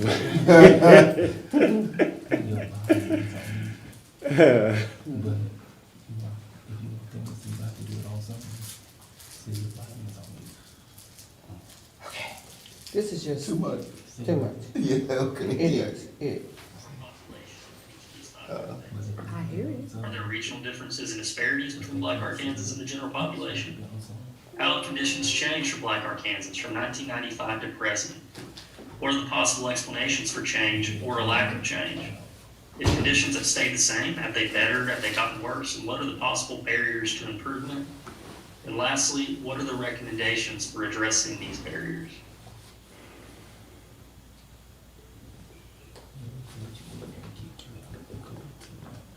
Nope, we skipped a slide. There we go. So just to go over the literature review, we looked at 5 different domains, and whenever we were assessing the literature, we looked at different areas of these domains. The literature for education really led us to have a focus on instruction and academic performance, attendance and engagement, college access and readiness, and the effects of bias and stereotypes. In criminal justice and incarceration, we looked at national statistics and trends, the causes and areas of disparity, and particularly the topics of sentencing, reentry, and recidivism. The literature regarding health really focused on a lack of access to health care, mental health and chronic health concerns and trends, and also the impact of COVID-19 on Black Arkansans. In the area of housing, the literature focused on home ownership, homelessness, and housing stability. Sure. As far as the domain of economics, the literature focused really primarily on poverty rates, unemployment, and Black business enterprise. Just to link it up with, Well, if that's a Bluetooth device, it should have an So we really input tried on to the address He gaps said- that he were said in the it's not. literature to give a more That's in-depth not view of the state Bluetooth of enough? Black Arkansans. So how did the literature review inform our methods? Well, first, in the literature, we found a lack of qualitative data. So we found that we had a need for a focus on human experience, which is what we tried to accomplish. We also saw a lack of regional specific analysis in the literature. So we need to address regional diversity. And we also saw a As lack long of as that's stakeholder Bluetooth, engagement. everybody on the network should be able to snatch So hold we of found that. need to methodologically engage key stakeholders.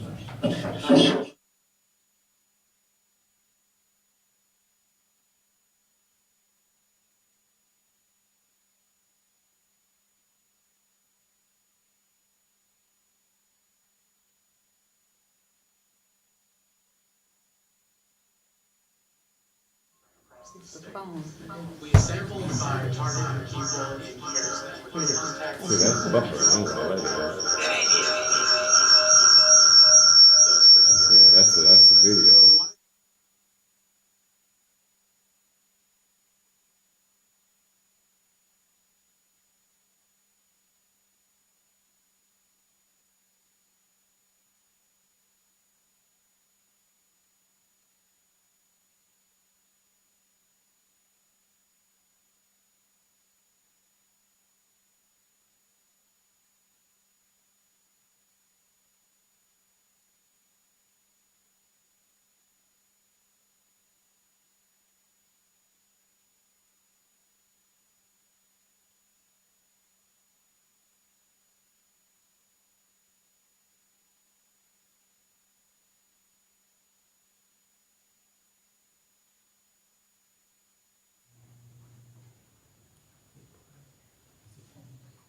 Other folks are still on there.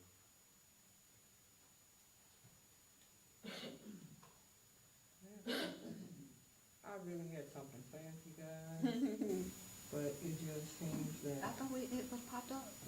This popped up.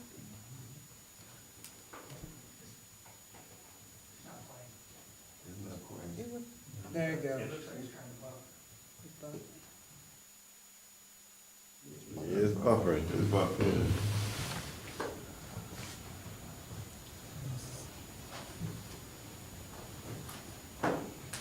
Okay, it's trying to connect. Well, now we know where the glitches are still in our system. The Wi-Fi. It's the Wi-Fi. Mm-hmm. That'd be a better one. Brandon!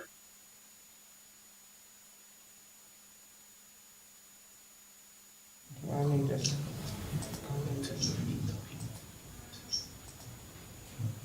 Go.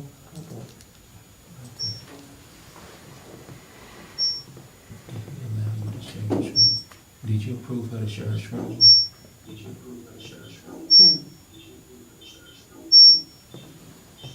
still buffering. This is, I click this, and it should be this right here. Miss Anthony, are you connected on the Zoom meeting? See, if you were connected on the Zoom.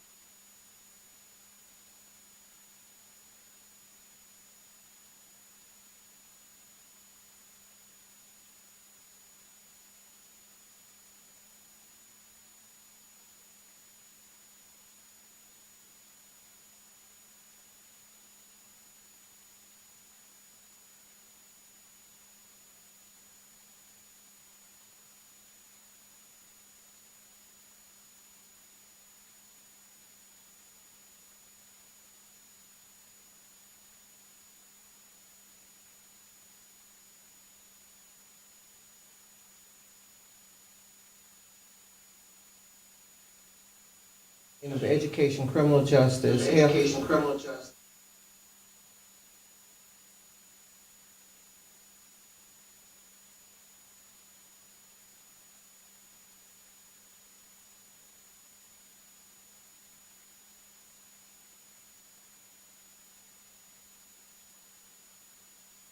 Part of this is a 2-year study where we pulled information from all corners of the, How conditions changed for Black Arkansans from 1995 to present.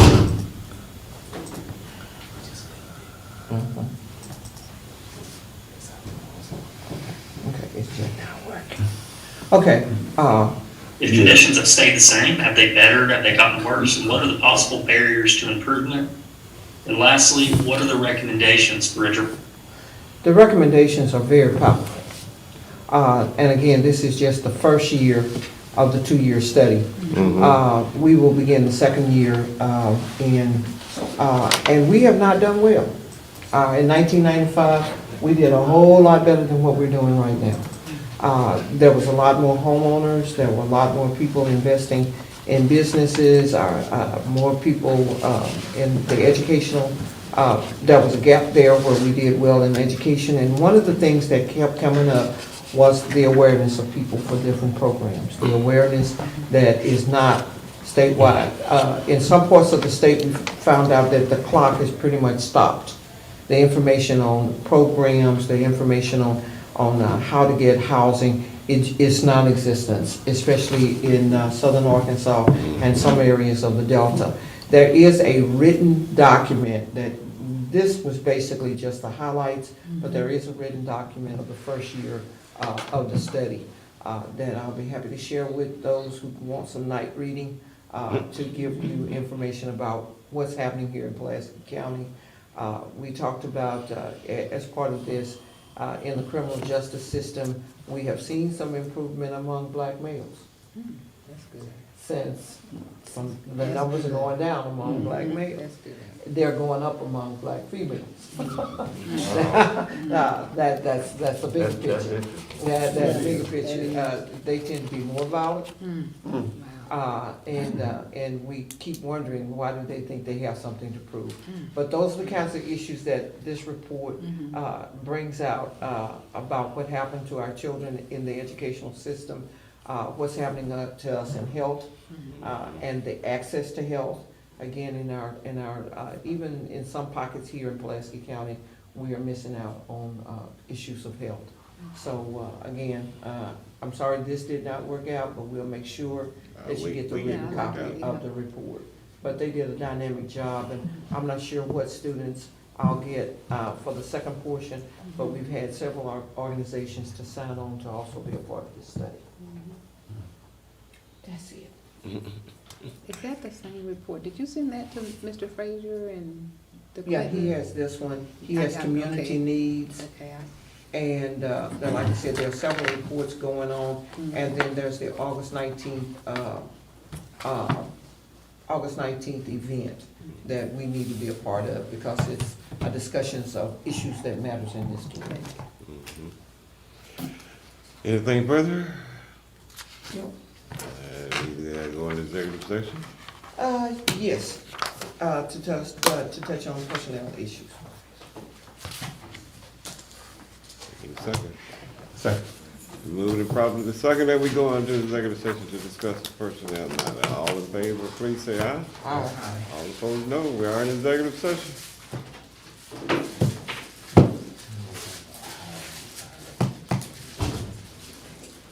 No, we may not. Let me get to my boy.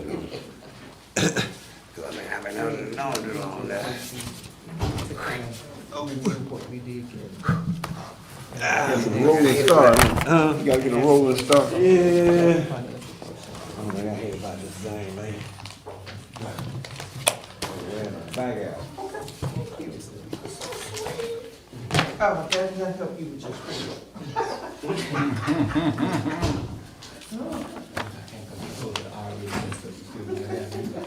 Is this over? No.